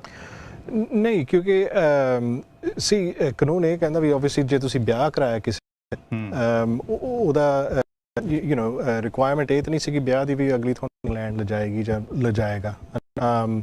ਸੋ ਉਹ ਤੁਸੀਂ ਕਿਸੇ ਨੂੰ ਕੰਪੈਲ ਨਹੀਂ ਕਰ ਸਕਦੇ। ਓਬਵੀਅਸਲੀ ਉਹ ਮੇਨ ਐਪਲੀਕੈਂਟ ਹੈ, ਜੇ ਉਹ ਸਪੋਰਟ ਕਰੇਗੀ ਆਪਣੇ ਡਿਪੈਂਡੈਂਟ ਦੀ ਐਪਲੀਕੇਸ਼ਨ ਤਾਂ ਹੀ ਜਾ ਕੇ ਗੱਲ ਬਣੇਗੀ ਜੀ। ਪਰ ਯੂ نو ਅਸੀਂ ਸਰਕਾਰ ਨੂੰ ਕੋਈ ਕੰਪੈਲ ਨਹੀਂ ਕਰ ਸਕਦੇ ਵੀ ਅਗਲੇ ਨੇ ਮੈਨੂੰ ਬੁਲਾਇਆ ਨਹੀਂ ਹੈ ਵੀ ਮੈਂ ਜਾਣਾ। ਮਤਲਬ ਉਹਨਾਂ ਵਾਸਤੇ ਕੋਈ ਇੱਥੇ ਇਸ ਤਰ੍ਹਾਂ ਦਾ ਕਾਨੂੰਨ ਜਿਹੜਾ ਨਹੀਂ, ਕਿਉਂਕਿ ਜਿਹੜਾ ਪ੍ਰਾਇਮਰੀ ਪਰਪਸ ਹੈਗਾ ਵੀਜ਼ੇ ਦਾ ਉਹ ਇਹ ਹੈ ਵੀ ਮੇਨ ਐਪਲੀਕੈਂਟ ਨੇ ਆ ਕੇ ਇੱਥੇ ਨਾ ਬਜਾਏ ਇੱਥੇ ਵੀ ਆਪਣੀ ਗ੍ਰਸਤੀ ਬਸਾਉਣੀ। ਇਹਨਾਂ ਨੂੰ ਮੈਰਿਜ ਨਾਲ ਨਹੀਂ ਫਿਰ ਤੁਸੀਂ ਇੱਕ ਮੈਰਿਜ ਕਰਕੇ ਆਏ ਹੋ ਜੀ, ਤੇ ਇਹਨਾਂ ਨੇ ਦੇਖਣਾ ਕਿ ਤੁਸੀਂ ਇੱਕ ਪੜ੍ਹਾਈ ਵਾਸਤੇ ਤੁਹਾਨੂੰ ਇੱਥੇ ਭੇਜਿਆ ਵਾ। ਹਾਂਜੀ। ਤੇ ਉਸ ਤੋਂ ਬਾਅਦ ਤੁਸੀਂ ਸਵਿਚ ਕਰਕੇ ਕਿਸੇ ਪ੍ਰਾਇਮਰੀ ਪਰਪਸ ਪੜ੍ਹਾਈ ਆ, ਗ੍ਰਸਤੀ ਜਿਹੜਾ ਹੈਗਾ ਉਹ ਨਹੀਂ ਹੈ, ਇਹਨੂੰ ਪ੍ਰੈਫਰੈਂਸ ਉਹਨੂੰ ਨਹੀਂ ਦਿੰਦੇ ਜੀ। ਸੋ ਪਿਆਰੇ ਦਰਸ਼ਕੋ, ਬੜੀ ਵਧੀਆ ਗੱਲ ਵਕੀਲ ਸਾਹਿਬ ਜੀ ਨੇ ਸਾਨੂੰ ਦੱਸੀ ਆ ਵੀ ਜਿਹੜਾ ਕੋਈ ਇਸ ਤਰ੍ਹਾਂ ਉੱਥੋਂ ਵਿਆਹ ਕਰਾ ਕੇ ਆਉਂਦਾ ਵਾ, ਚਲੋ ਜੇ ਕੋਈ ਖਰਚ ਕਰਕੇ ਭੇਜ ਦਿੰਦਾ, ਜਾਂ ਮੁੰਡੇ ਨੂੰ ਜਾਂ ਕੁੜੀ ਨੂੰ ਇੱਥੇ ਭੇਜਦੇ ਆ, ਪਰ ਉੱਥੇ ਇੰਡੀਆ ਬੈਠਾ ਫਿਰ ਕੁਝ ਨਹੀਂ ਕਰ ਸਕਦਾ। ਇੱਥੇ ਆ ਕੇ ਉਹ ਜਿਹੜੀ ਕੁੜੀ ਆ ਜਾਂ ਮੁੰਡਾ ਆ, ਉਹ ਇੱਥੇ ਦੀ ਸਰਕਾਰ ਇਹ ਗੱਲ ਕਹਿ ਰਹੀ ਆ ਵੀ ਉਹ ਪੜ੍ਹਾਈ ਦੇ ਬੇਸ ਤੇ ਆਇਆ, ਨਾ ਕਿ ਮੈਰਿਜ ਦੇ ਬੇਸ ਤੇ ਆਇਆ। ਉਹ ਉੱਥੇ ਦੀ ਮੈਰਿਜ ਕੀਤੀ ਹੋਈ ਜਿਹੜੀ ਉਹ ਕੋਈ ਉਹਦਾ ਮੈਂ ਰੱਖਦਾ। ਆਪਣੇ ਨਾਲ ਕਾਲਰ ਇੱਕ ਜੁੜ ਗਿਆ, ਸੋ ਆਪਾਂ ਕਾਲ ਲੈ ਲਈ। ਹਾਂਜੀ, ਵਾਹਿਗੁਰੂ ਜੀ ਕਾ ਖਾਲਸਾ, ਵਾਹਿਗੁਰੂ ਜੀ ਕੀ ਫਤਿਹ ਜੀ। ਹਾਂਜੀ, ਵਾਹਿਗੁਰੂ ਜੀ ਕਾ ਖਾਲਸਾ, ਵਾਹਿਗੁਰੂ ਜੀ ਕੀ ਫਤਿਹ ਜੀ। ਤੁਹਾਡਾ ਬਹੁਤ ਨਿੱਘਾ ਸਵਾਗਤ ਕਰਦੇ ਹਾਂ ਜੀ ਅਸੀਂ ਇਸ ਸ਼ੋਅ ਦੇ ਵਿੱਚ। ਕੀ ਮੈਂ ਵਕੀਲ ਨੂੰ ਇਹ ਪੁੱਛਣਾ ਵੀ ਅਸੀਂ ਲੜਕਾ ਇੰਡੀਆ ਮੰਗਿਆ ਸੀਗਾ ਜੀ, ਤਾਂ ਉਹ ਹੁਣ ਲੜਕੀ ਕਿੱਦਾਂ ਮੰਗਾਈਏ? ਅਸੀਂ ਹੁਣ ਕੋਰੋਨਾ ਕਰਕੇ ਜਾ ਵੀ ਨਹੀਂ ਸਕਦੇ ਜੀ। ਤੁਸੀਂ ਜਿਹੜੀ ਮੰਗਣੀ ਅੰਗੇਜਮੈਂਟ ਕੀਤੀ ਆ ਉਹ ਪ੍ਰੋਪਰ ਕਿਹੜੇ ਤਰੀਕੇ ਨਾਲ ਕੀਤੀ ਹੈ ਤੁਸੀਂ? ਅਸੀਂ ਪ੍ਰੋਪਰ ਕੀਤੀ ਆ, ਜਿੱਦਾਂ ਫਿਲਮ ਵੀ ਬਣਾਈ ਆ ਨਾ, ਜਿੱਦਾਂ ਆਪਣੇ ਕੀ ਪੈਲਸ ਵਿੱਚ ਸੱਦ ਕੇ, ਉਦੋਂ ਕਰੋਨਾ ਹੈ ਨਾ ਸੀ ਪੀਏ ਚੌਥੇ ਕੁ ਦਿਨ, ਫਿਰ ਇਦਾਂ ਹੋ ਗਿਆ ਸੀ। ਤੁਸੀਂ ਇੰਡੀਆ ਜਾ ਕੇ ਕੀਤੀ ਜਾਂ ਕਿ ਇੱਥੇ ਹੀ? ਹਾਂਜੀ, ਇੰਡੀਆ ਜਾ ਕੇ ਕਰਕੇ ਆ। ਤੁਹਾਡੇ ਕੋਲ ਉਹਦੇ ਪ੍ਰੂਫ ਹੈਗੇ ਆ? ਹਾਂਜੀ, ਪ੍ਰੂਫ ਹੈਗੇ ਆ ਜੀ। ਤੁਸੀਂ ਲਾਈਨ ਤੇ ਇਦਾਂ ਹੀ ਬਣੇ ਰਹੋ, ਅਸੀਂ ਤੁਹਾਨੂੰ ਹੋਰ ਗੱਲ ਵੀ ਪੁੱਛ ਸਕਦੇ ਹਾਂ। ਹਾਂਜੀ ਵਕੀਲ ਸਾਹਿਬ ਜੀ, ਸਤਿ ਸ਼੍ਰੀ ਅਕਾਲ ਜੀ। ਥੈਂਕ ਯੂ ਤੁਹਾਡੇ ਸਵਾਲ ਦਾ। ਜੇ ਕੁੜੀ ਮੁੰਡਾ ਦੋਵੇਂ ਮਿਲ ਚੁੱਕੇ ਆ ਤਾਂ ਜਿਹੜੀ ਕੁੜੀ ਆ ਉਹ ਇੱਥੇ ਇੰਗਲੈਂਡ ਆ ਸਕਦੀ ਹੈ, ਫਿਓਂਸੇ ਜਿਹਨੂੰ ਆਪਾਂ ਮੰਗੇਤਰ ਕਹਿ ਦਿੰਦੇ ਆ, ਤਾਂ ਮੰਗੇਤਰ ਦੇ ਤੌਰ ਤੇ ਆ ਸਕਦੀ ਆ। ਵਿਆਹ ਜਿਹੜਾ ਹੈਗਾ ਉਹ ਇੱਥੇ ਇੰਗਲੈਂਡ 'ਚ ਹੋ ਸਕਦਾ। ਸ਼ੁਰੂ 'ਚ ਉਹਨੂੰ 6 ਮਹੀਨੇ ਦਾ ਵੀਜ਼ਾ ਮਿਲੇਗਾ ਇੱਥੇ ਵਿਆਹ ਕਰਾਉਣ ਨੂੰ। ਜੇ 6 ਮਹੀਨਿਆਂ ਦੇ ਵਿੱਚ ਨਾ ਹੋਵੇ ਵਿਆਹ, ਉਹ ਤੁਸੀਂ ਥੋੜਾ ਸਮੇਂ ਵਾਸਤੇ ਐਕਸਟੈਂਡ ਵੀ ਕਰ ਸਕਦੇ ਆ। ਜਿੱਦਾਂ ਹੀ ਵਿਆਹ ਹੋ ਜਾਂਦਾ ਫਿਰ ਗਾਂ ਅੱਗੇ ਦੀ ਤੁਸੀਂ ਫਾਈਲ ਲਾ ਸਕਦੇ ਆ ਵੀ ਇੱਥੇ ਵਿਆਹ ਦੇ ਬੇਸ ਤੇ ਹੁਣ ਉਹਨੇ ਰਹਿਣਾ। ਸੋ ਹਾਂਜੀ, ਸੋ ਫਿਓਂਸੇ ਰੂਟ ਹੈਗਾ ਤੁਹਾਡੇ ਕੋਲ। ਸੋ ਜੇ ਤੁਸੀਂ ਨਹੀਂ ਇੰਡੀਆ ਜਾ ਸਕਦੇ, ਵਿਆਹ ਜਿਹੜਾ ਹੈਗਾ ਉਹ ਇੱਥੇ ਆ ਸਕਦਾ, ਉਹ ਇੱਥੇ ਆ ਸਕਦੀ ਹੈ। ਇੰਡੀਆ ਜਾਣ ਨੂੰ ਜਿੱਦਾਂ ਪ੍ਰੋਬਲਮ ਜੇ ਪਈ ਆ ਕਰਕੇ ਨਾ, ਕਰੋਨਾ ਕਰਕੇ ਨਹੀਂ ਜਾ ਸਕਦੇ, ਤਾਂ ਅਸੀਂ ਸੋਚਦੇ ਹਾਂ ਵੀ ਜੇ ਕੁੜੀ ਇੱਥੇ ਆ ਸਕਦੀ ਹੋਵੇ ਤਾਂ ਠੀਕ ਆ। ਹਾਂਜੀ, ਨਹੀਂ ਤੁਸੀਂ ਡਿਲੇ ਨਾ ਕਰੋ, ਕੁੜੀ ਮੰਗਾ ਲਓ ਤੁਸੀਂ ਇੱਥੇ, ਮੰਗੇਤਰ ਦੇ ਤੌਰ ਤੇ ਉਹਨੇ ਸੌਖੇ ਆ ਜਾਣਾ। ਅੱਛਾ ਜੀ, ਉਹਦੇ ਕੋਈ ਉੱਥੇ ਵੈਕਸੀਨ ਵੀ ਲੱਗਣੀ ਪਊਗੀ ਕੁੜੀ ਦੇ? ਦੇਖੋ ਜੀ, ਜਿਹੜੇ ਇਹ ਵੈਕਸੀਨ ਨੂੰ ਲੈ ਕੇ ਜਾਂ ਫਲਾਈਟ ਰੈਸਟ੍ਰਿਕਸ਼ਨਸ ਨੂੰ ਲੈ ਕੇ ਜਿਹੜੇ ਰਿਕੁਆਇਰਮੈਂਟਸ ਇਹ ਰੋਜ਼ਾਨਾ ਹੀ ਚੇਂਜ ਹੁੰਦੀਆਂ ਰਹਿੰਦੀਆਂ। ਸੋ ਇਹ ਜਿਹੜਾ ਹੈਗਾ ਤੁਸੀਂ ਜਾਂ ਤਾਂ 에ਅਰਲਾਈਨਸ ਨੂੰ ਜਾਂ ਜਿਹੜਾ ਉੱਥੇ ਹੁੰਦਾ ਜਾਂ ਜਿਹੜੀ ਅਪ ਟੂ ਡੇਟ ਜਿਹੜੀ ਜਿਸ ਟਾਈਮ ਉਹਨਾਂ ਨੇ ਟਰੈਵਲ ਕਰਨਾ ਉਸ ਟਾਈਮ ਤੁਸੀਂ ਫਿਰ ਚੈੱਕ ਕਰ ਲਿਓ। ਮੈਂ ਅੱਜ ਤੁਹਾਨੂੰ ਕੁਝ ਕਹਿ ਦੇਵਾਂ, ਉਸ ਟਾਈਮ 'ਚ ਕੁਝ ਹੋਰ ਹੋਵੇ ਗੱਲ, ਹੈ ਨਾ। ਸੋ ਯਾ ਅੱਛਾ ਜੀ। ਇਸ ਤਰ੍ਹਾਂ ਭੈਣ ਜੀ, ਜੇ ਤੁਸੀਂ ਮੰਗਾਉਣਾ ਚਾਹੁੰਦੇ, ਅਗਰ ਤੁਸੀਂ ਕਿਸੇ ਵਕੀਲ ਕੋਲੋਂ ਵੀ ਤੁਸੀਂ ਮਦਦ ਲੈ ਸਕਦੇ ਆ। ਤੁਸੀਂ ਸਾਡੇ ਵਕੀਲ ਜਿਹੜੇ ਆ ਇਹਨਾਂ ਕੋਲੋਂ ਵੀ ਤੁਸੀਂ ਮਦਦ ਲੈ ਸਕਦੇ ਆ। ਤੁਸੀਂ ਇਹਨਾਂ ਦਾ ਟੈਲੀਫੋਨ ਨੰਬਰ ਲਿਖਿਆ ਹੈ ਉਹ ਇਹਨਾਂ ਵਕੀਲ ਹੁਣਾਂ ਦਾ? ਹਾਂਜੀ, ਉਹ ਤੁਸੀਂ ਨੋਟ ਕਰ ਲਓ, ਜਿਹਦਾ ਮੋਬਾਈਲ ਨੰਬਰ ਆ। ਓਕੇ ਜੀ। ਤੇ ਕਿਉਂਕਿ ਕਈ ਵਾਰੀ ਬੰਦਾ ਆਪਣੇ ਤੌਰ ਤੇ ਅਪਲਾਈ ਕਰ ਦਿੰਦਾ, ਉਹਦੇ ਵਿੱਚ ਕਈ ਕਮੀਆਂ ਰਹਿ ਜਾਂਦੀਆਂ ਵਾ ਤੇ ਫਿਰ ਬੜਾ ਮੁਸ਼ਕਲ ਹੋ ਜਾਂਦਾ ਆ। ਹਾਂਜੀ ਹਾਂਜੀ। ਤੇ ਤੁਸੀਂ ਤੁਹਾਡੇ ਵਾਸਤੇ ਹੱਕ ਆ, ਤੁਸੀਂ ਮੰਗਵਾ ਸਕਦੇ ਆ ਲੜਕੀ ਨੂੰ ਇੱਧਰ। ਜਿਹੜਾ ਤੁਸੀਂ ਟੀਕਿਆਂ ਦੀ ਗੱਲ ਕੀਤੀ ਆ ਉਹ ਤਾਂ ਬਹੁਤ ਬਾਅਦ ਦੀ ਗੱਲ ਆ, ਹੋ ਸਕਦਾ ਕਿ ਉਦੋਂ ਤੱਕ ਇਹ ਓਪਨਲੀ ਸਾਰਾ ਕੁਝ ਹੋ ਜਾਏ। ਅੱਛਾ। ਕਿਉਂਕਿ ਹਜੇ ਵੀਜ਼ਾ ਤੁਸੀਂ ਅਪਲਾਈ ਕਰੋਗੇ, ਫਿਰ ਉਹ ਕਿੰਨੇ ਟਾਈਮ ਬਾਅਦ ਉਹਨਾਂ ਦਾ ਕੇਸ ਦਿੱਲੀ ਵਾਲੇ ਅੱਗੇ ਕੱਢਦੇ ਆ। 3 ਮਹੀਨੇ ਲਾਉਂਦੇ ਆ, 4 ਮਹੀਨੇ ਲਾਉਂਦੇ ਆ, 5 ਮਹੀਨੇ ਲਾਉਂਦੇ ਆ, ਕਿੰਨਾ ਲਾਉਂਦੇ ਆ ਉਹਨਾਂ ਤੇ ਡਿਪੈਂਡ ਆ। ਹਾਂਜੀ। ਤੇ ਜਦੋਂ ਤੁਹਾਨੂੰ ਹਾਂ ਕਰ ਦਿੰਦੇ ਆ, ਤੁਹਾਨੂੰ ਵੀਜ਼ਾ ਦਿੰਦੇ ਆ, ਉਹ ਤਾਂ ਫਿਰ ਜੇ ਤੁਸੀਂ 에ਅਰਪੋਰਟ ਤੇ ਆਉਣਾ ਵਾ ਤੇ ਜੋ ਟਰੈਵਲ ਕਰਨੀ, ਉਹ ਟਰੈਵਲ ਦੀਆਂ ਜਿਹੜੀਆਂ ਰਿਕੁਆਇਰਮੈਂਟਸ ਆ ਤੁਹਾਨੂੰ ਉਹ ਟਾਈਮ ਤੇ ਜਿਹੜੀਆਂ ਤੁਹਾਨੂੰ ਪਤਾ ਕਰਨੀਆਂ ਪੈਣਗੀਆਂ ਜੀ। ਵਕੀਲ ਸਾਹਿਬ, ਹੋਰ ਕੁਝ ਇਹਨਾਂ ਨੂੰ ਤੁਸੀਂ ਸਲਾਹ ਦੇਣੀ ਚਾਹੁੰਦੇ ਹੋ? ਨਹੀਂ ਜੀ, ਬਸ ਇਹੀ ਹੈ ਵੀ ਤੁਸੀਂ ਆਪਣੇ ਕਿਸੇ ਵੀ ਨਜ਼ਦੀਕੀ ਵਧੀਆ ਜਿਹੇ ਵਕੀਲ ਨੂੰ ਤੁਸੀਂ ਜਾ ਕੇ ਮਿਲੋ। ਤੁਹਾਡਾ ਨੰਬਰ ਲਾ ਲੈਂਦੇ ਆ, ਫਿਰ ਸਾਰੀ ਗੱਲਬਾਤ ਤੁਹਾਡੇ ਪੁੱਛ ਲਵਾਂਗੇ ਵੀ ਕੀ ਕੀ ਚਾਹੀਦਾ ਸਾਨੂੰ, ਕੀ ਉਧਰੋਂ ਕੁੜੀ ਨੂੰ ਚਾਹੀਦਾ ਹੈ। ਨਹੀਂ ਜੀ, ਕੋਈ ਨਹੀਂ ਜੀ। ਤੁਸੀਂ ਅਗਰ ਇਹਨਾਂ ਦੀਆਂ ਸੇਵਾਵਾਂ ਲਵੋਗੇ ਤੇ ਤੁਹਾਨੂੰ ਡਿਸਕਾਊਂਟ ਜਿਹੜਾ ਹੈਗਾ ਤੁਹਾਨੂੰ ਉਹ ਵੀ ਦੇਣਗੇ ਜੀ। ਇਸ ਤਰ੍ਹਾਂ ਨਹੀਂ ਕਿ ਨਹੀਂ, ਤੁਸੀਂ ਜਦੋਂ ਦੱਸੋਗੇ ਵੀ ਅਸੀਂ ਕਾਲ ਕੀਤੀ ਸੀਗੀ, ਸਿੱਖ ਚੈਨਲ ਦਾ ਨਾਂ ਤੁਸੀਂ ਲਾਓਗੇ ਤੇ ਤੁਹਾਨੂੰ ਇਹ ਡਿਸਕਾਊਂਟ ਵੀ ਦੇਣਗੇ। ਅੱਛਾ ਭਾਜੀ, ਥੈਂਕ ਯੂ। ਹਾਂਜੀ, ਬਹੁਤ ਬਹੁਤ ਤੁਹਾਡਾ ਧੰਨਵਾਦ ਭੈਣ ਜੀ। ਵਾਹਿਗੁਰੂ ਜੀ ਕਾ ਖਾਲਸਾ, ਸਤਿ ਸ਼੍ਰੀ ਅਕਾਲ ਜੀ। ਵਾਹਿਗੁਰੂ ਜੀ ਕਾ ਖਾਲਸਾ, ਵਾਹਿਗੁਰੂ ਜੀ ਕੀ ਫਤਿਹ ਜੀ। ਸੋ ਜਿਵੇਂ ਵਾਕਈ ਕਾਲਰ ਪੁੱਛ ਰਹੇ ਸੀਗੇ, ਇਹਨਾਂ ਨੇ ਇੰਗੇਜਮੈਂਟ ਜਿਹੜੀ ਉੱਥੇ ਕੀਤੀ ਆ ਔਰ ਬਕਾਇਦਾ ਇਹਨਾਂ ਨੇ ਹਾਲ ਕਰਕੇ ਤੇ ਉਹਦੇ ਵਿੱਚ ਇਹਨਾਂ ਨੇ ਕੇਵਲ ਸਿੰਘ ਜਿਵੇਂ ਵੀਡੀਓ ਵੀ, ਮੈਂ ਸਮਝਿਆ, ਸਾਰੇ ਪ੍ਰੂਫ ਇਹਨਾਂ ਦੇ ਕੋਲ ਇਹਨਾਂ ਨੂੰ ਕੋਈ ਪਰੇਸ਼ਾਨੀ ਜੀ। ਤੇ ਗੁਰਜਿੰਦਰ ਸਿੰਘ ਜੀ, ਥੋੜਾ ਜਿਹਾ ਇਹ ਹੋਰ ਇਹਦਾ ਕਲੈਰੀਫਿਕੇਸ਼ਨ ਜਿਹਾ ਦੇ ਦਿਓ ਭਈ ਇਹਨੂੰ ਸੌਖਾ ਕਿੱਦਾਂ ਕੀਤਾ ਜਾ ਸਕਦਾ ਹੈ? ਸੌਖਾ ਇਦਾਂ ਹੀ ਆ ਵੀ ਬਹੁਤ ਸਾਰੇ ਲੋਕੀ ਇਸ ਸਿਚੁਏਸ਼ਨ 'ਚ ਹੈਗੇ ਆ। ਇੰਡੀਆ ਆਈ ਥਿੰਕ ਬਹੁਤ ਹੀ ਪਪੂਲਰ ਡੈਸਟੀਨੇਸ਼ਨ ਹੈ ਵਿਆਹ ਕਰਾਉਣ ਨੂੰ ਵੀ। ਮੈਂ ਆਪ ਇੰਡੀਆ ਗਿਆ ਸੀ, ਮੇਰੀ ਵਾਈਫ ਇੰਡੀਆ ਤੋਂ ਆ, ਰਾਈਟ। ਸੋ ਲੋਕੀ ਅਜੇ ਤੱਕ ਇੰਡੀਆ ਜਾਂਦੇ ਪ੍ਰੈਫਰ ਕਰਦੇ ਆ ਵੀ ਸਾਡੀ ਵਾਈਫ ਜਾਂ ਹਸਬੈਂਡ ਇੰਡੀਆ ਤੋਂ ਹੋਵੇ। ਜਿਹੜੇ ਲੋਕੀ ਇੰਡੀਆ ਨਾਲ ਕੋਈ ਲਗਾਵ ਰੱਖਦੇ ਆ ਜਾਂ ਚਾਹੁੰਦੇ ਆ ਵੀ ਉਹੀ ਜਿਹੜੇ ਆਪਣੀ ਕਲਚਰਲ ਹੈ ਜੋ ਵੀ ਹੈਗੇ ਸਾਡੇ ਬੱਚਿਆਂ 'ਚ ਵੀ ਗਾਂ ਉਹਨੂੰ ਹੋਵੇ। ਯਾ, ਸੋ ਆਈ ਮੀਨ ਸੋ ਇੰਡੀਆ ਬਹੁਤ ਹੀ ਪਪੂਲਰ ਡੈਸਟੀਨੇਸ਼ਨ ਹੈਗਾ ਵਿਆਹ ਕਰਾਉਣ ਨੂੰ ਤਾਂ ਕਰਨ ਲਈ ਵੀ। ਜੇ ਤੁਸੀਂ ਅੱਜ ਦੀ ਡੇਟ 'ਚ ਨਹੀਂ ਜਾ ਸਕਦੇ, ਜਿਹੜਾ ਵੀ ਤੁਹਾਡਾ ਪਾਰਟਨਰ ਹੈਗਾ ਇੰਡੀਆ 'ਚ, ਤੁਸੀਂ ਉਹਨੂੰ ਇੱਥੇ ਮੰਗਾ ਸਕਦੇ। ਆਪਾਂ ਗੱਲਬਾਤ ਜਾਰੀ ਰੱਖਾਂਗੇ, ਕਾਲਰ ਆਪਾਂ ਲੈ ਲਈ। ਹਾਂਜੀ, ਵਾਹਿਗੁਰੂ ਜੀ ਕਾ ਖਾਲਸਾ, ਵਾਹਿਗੁਰੂ ਜੀ ਕੀ ਫਤਿਹ। ਵਾਹਿਗੁਰੂ ਜੀ ਕਾ ਖਾਲਸਾ, ਵਾਹਿਗੁਰੂ ਜੀ ਕੀ ਫਤਿਹ। ਹਾਂਜੀ ਭਾਈ ਸਾਹਿਬ ਜੀ, ਬਹੁਤ ਤੁਹਾਡਾ ਅਸੀਂ ਨਿੱਘਾ ਸਵਾਗਤ ਕਰਦੇ ਹਾਂ ਜੀ ਇਸ ਸ਼ੋਅ ਦੇ ਵਿੱਚ। ਕੀ ਪੁੱਛਣਾ ਚਾਹੋਗੇ? ਬਹੁਤ ਹੀ ਧੰਨਵਾਦ ਹੈ, ਤੁਸੀਂ ਸੇਵਾ ਕਰਦੇ ਆ ਆਪਣੀ ਕਮਿਊਨਿਟੀ ਸੰਗਤ ਦੀ, ਆਪਣੇ ਸਿੱਖ ਧਰਮ ਦੀ ਜੀ, ਸਾਰਿਆਂ ਦੀ ਕਰਦੇ ਆ ਜੀ। ਬਹੁਤ ਧੰਨਵਾਦ। ਬਰਮਿੰਘਮ ਤੋਂ ਬੋਲਦਾ ਜੀ, ਮੈਂ ਅਵਤਾਰ ਸਿੰਘ ਆ ਜੀ। ਅਵਤਾਰ ਸਿੰਘ ਜੀ, ਹਾਂਜੀ, ਕੀ ਪੁੱਛਣਾ ਚਾਹੋਗੇ ਜੀ? ਮੈਂ ਜਿੱਦਾਂ ਨਾ ਯੂਰਪ ਤੋਂ ਆਇਆ ਹੋਇਆ, ਤਾਂ ਮੈਨੂੰ ਆਏ ਨੂੰ ਤਾਂ ਹੋ ਗਿਆ 15 ਸਾਲ। ਅੱਛਾ ਜੀ। ਤੇ ਮੇਰੇ ਬੱਚੇ, ਇੱਕ 16 ਸਾਲ ਦਾ ਤੇ ਇੱਕ 17 ਸਾਲਾਂ ਦਾ ਜੀ। ਅਸੀਂ ਦੋਨਾਂ ਵਿੱਚੋਂ ਕੋਈ ਮੀਆਂ ਬੀਬੀ, ਅਸੀਂ ਅਨਪੜ੍ਹ ਹਾਂ, ਅਸੀਂ ਇੰਗਲਿਸ਼ ਨਹੀਂ ਕਰ ਸਕਦੇ। ਅਸੀਂ ਬੱਚਿਆਂ ਦਾ ਲੈਣਾ ਪਾਸਪੋਰਟ, ਨੈਸ਼ਨੈਲਿਟੀ, ਤੇ ਸਾਨੂੰ ਆਇਆ ਨੂੰ ਤਾਂ ਹੋ ਗਿਆ 16 ਸਾਲ, ਤੇ ਉਹ ਅਸੀਂ ਲੈ ਸਕਦੇ ਹਾਂ ਜੀ। ਬੱਚੇ ਤੁਹਾਡੇ ਇੱਥੇ ਆ ਕਿ ਬੱਚੇ ਤੁਹਾਡੇ ਯੂਰਪ ਵਿੱਚ ਆ? ਯੂਰਪ ਚ ਬੋਰਨ ਹੋਏ ਆ, ਰਹਿੰਦਿਆਂ ਨੂੰ ਉਹਨਾਂ ਨੂੰ ਇੱਥੇ 16 ਸਾਲ ਹੋ ਗਏ ਆ ਜੀ। ਇੱਥੇ ਰਹਿੰਦੇ ਨੂੰ 16 ਸਾਲ ਹੋ ਗਏ ਆ? ਹਾਂਜੀ। ਜੇ ਅਸੀਂ ਉਹਨਾਂ ਦੀ ਬੱਚਿਆਂ ਦੀ ਇਕੱਲਿਆਂ ਦੀ ਅਪਲਾਈ ਕਰੀਏ, ਅਸੀਂ ਨਹੀਂ ਲੈਣੀ ਨੈਸ਼ਨੈਲਿਟੀ, ਬੱਚਿਆਂ ਨੇ ਲੈਣੀ। ਮੈਂ ਜਰਮਨ ਤੋਂ ਆਇਆ ਜੀ। ਅੱਛਾ ਜੀ। ਹਾਂਜੀ, ਇਹ ਮੈਂ ਪੁੱਛਣਾ ਵਕੀਲ ਸਾਹਿਬ ਨੂੰ। ਠੀਕ ਹੈ, ਤੁਸੀਂ ਇਸ ਤਰ੍ਹਾਂ ਕਰੋ, ਲਾਈਨ ਤੇ ਬਣੇ ਰਹੋ, ਕੋਈ ਹੋਰ ਸਵਾਲ ਵੀ ਤੁਹਾਨੂੰ ਵਕੀਲ ਸਾਹਿਬ ਪੁੱਛ ਸਕਦੇ ਜੀ। ਜੀ ਗੁਰਜਿੰਦਰ ਸਿੰਘ। ਹਾਂਜੀ, ਸਤਿ ਸ਼੍ਰੀ ਅਕਾਲ ਭਾਜੀ। ਹਾਂਜੀ, ਤੁਸੀਂ ਬਿਲਕੁਲ ਸਤਿ ਸ਼੍ਰੀ ਅਕਾਲ ਜੀ। ਸਤਿ ਸ਼੍ਰੀ ਅਕਾਲ ਭਾਜੀ। ਸਤਿ ਸ਼੍ਰੀ ਅਕਾਲ ਜੀ। ਤੁਸੀਂ ਬਿਲਕੁਲ ਉਹਨਾਂ ਦੀ ਨੈਸ਼ਨੈਲਿਟੀ ਅਪਲਾਈ ਕਰ ਸਕਦੇ ਆ। ਮੈਂ ਅਸੂਮ ਕਰ ਰਿਹਾ ਵੀ ਉਹਨਾਂ ਨੂੰ ਹੁਣ ਇੱਥੇ ਪੱਕੇ ਸਟੈਂਪ ਮਿਲ ਗਈ ਹੋਣੀ ਹੈ ਨਾ, ਜਿਹੜਾ ਸੈਟਲ ਸਟੇਟਸ ਹਾਂਜੀ, ਸਾਨੂੰ ਅਸੀਂ ਪਹਿਲਾਂ ਆਇਆ ਨੂੰ 16 ਸਾਲ ਹੋ ਗਏ। ਪਹਿਲਾਂ ਅਸੀਂ ਕਾਰਡ ਲਿਆ ਸਾਲ ਵਾਲਾ, ਫਿਰ ਪਰਮਾਨੈਂਟਲੀ ਪਹਿਲਾਂ ਨੀਲੇ ਕਾਰਡ, ਹੁਣ ਆਪਣੀ ਈਯੂ ਸੈਟਲ ਸਟੇਟ ਵੀ ਲੈ ਲਈ। ਪਰ ਮੈਂ ਕਈ ਵਾਰੀ ਪ੍ਰੋਗਰਾਮ ਸੁਣਦਾ, ਕਈ ਕਹਿੰਦੇ ਤੁਹਾਨੂੰ ਦੋਨਾਂ ਵਿੱਚੋਂ ਇੱਕ ਨੂੰ ਲੈਣੀ ਪੈਣੀ ਤਾਂ ਉਹਨਾਂ ਬੱਚਿਆਂ ਨੂੰ ਦੇਣੀ। ਮੈਂ ਇਹ ਕਨਫਿਊਜ਼ ਹੋਇਆ ਜੀ।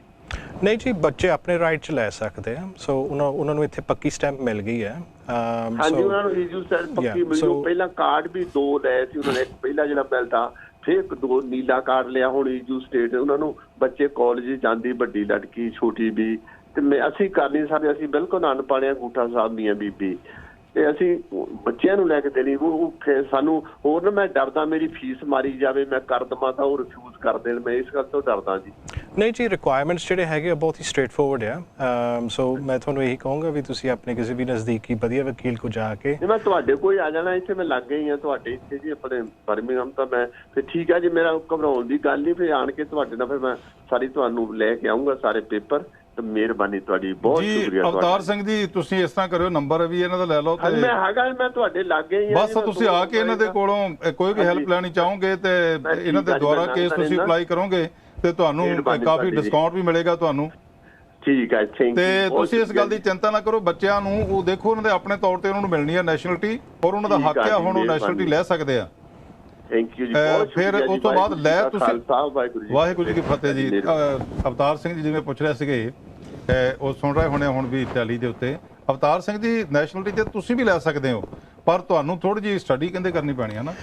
ਜੇ ਉਮਰ ਇਹਨਾਂ ਦੀ 65 ਸਾਲ ਤੋਂ ਉੱਤੇ ਆ, ਫਿਰ ਤਾਂ ਵੈਸੇ ਹੀ ਲੈ ਇਹਦਾ ਮਤਲਬ ਕੋਈ ਐਗਜ਼ਾਮ ਦੇਣ ਦੀ ਕੋਈ ਲੋੜ ਨਹੀਂ। ਪਰ ਜੇ ਉਸ ਤੋਂ ਥੱਲੇ ਆ ਤਾਂ ਸ਼ਾਇਦ ਦੇਣੀ ਪਵੇ।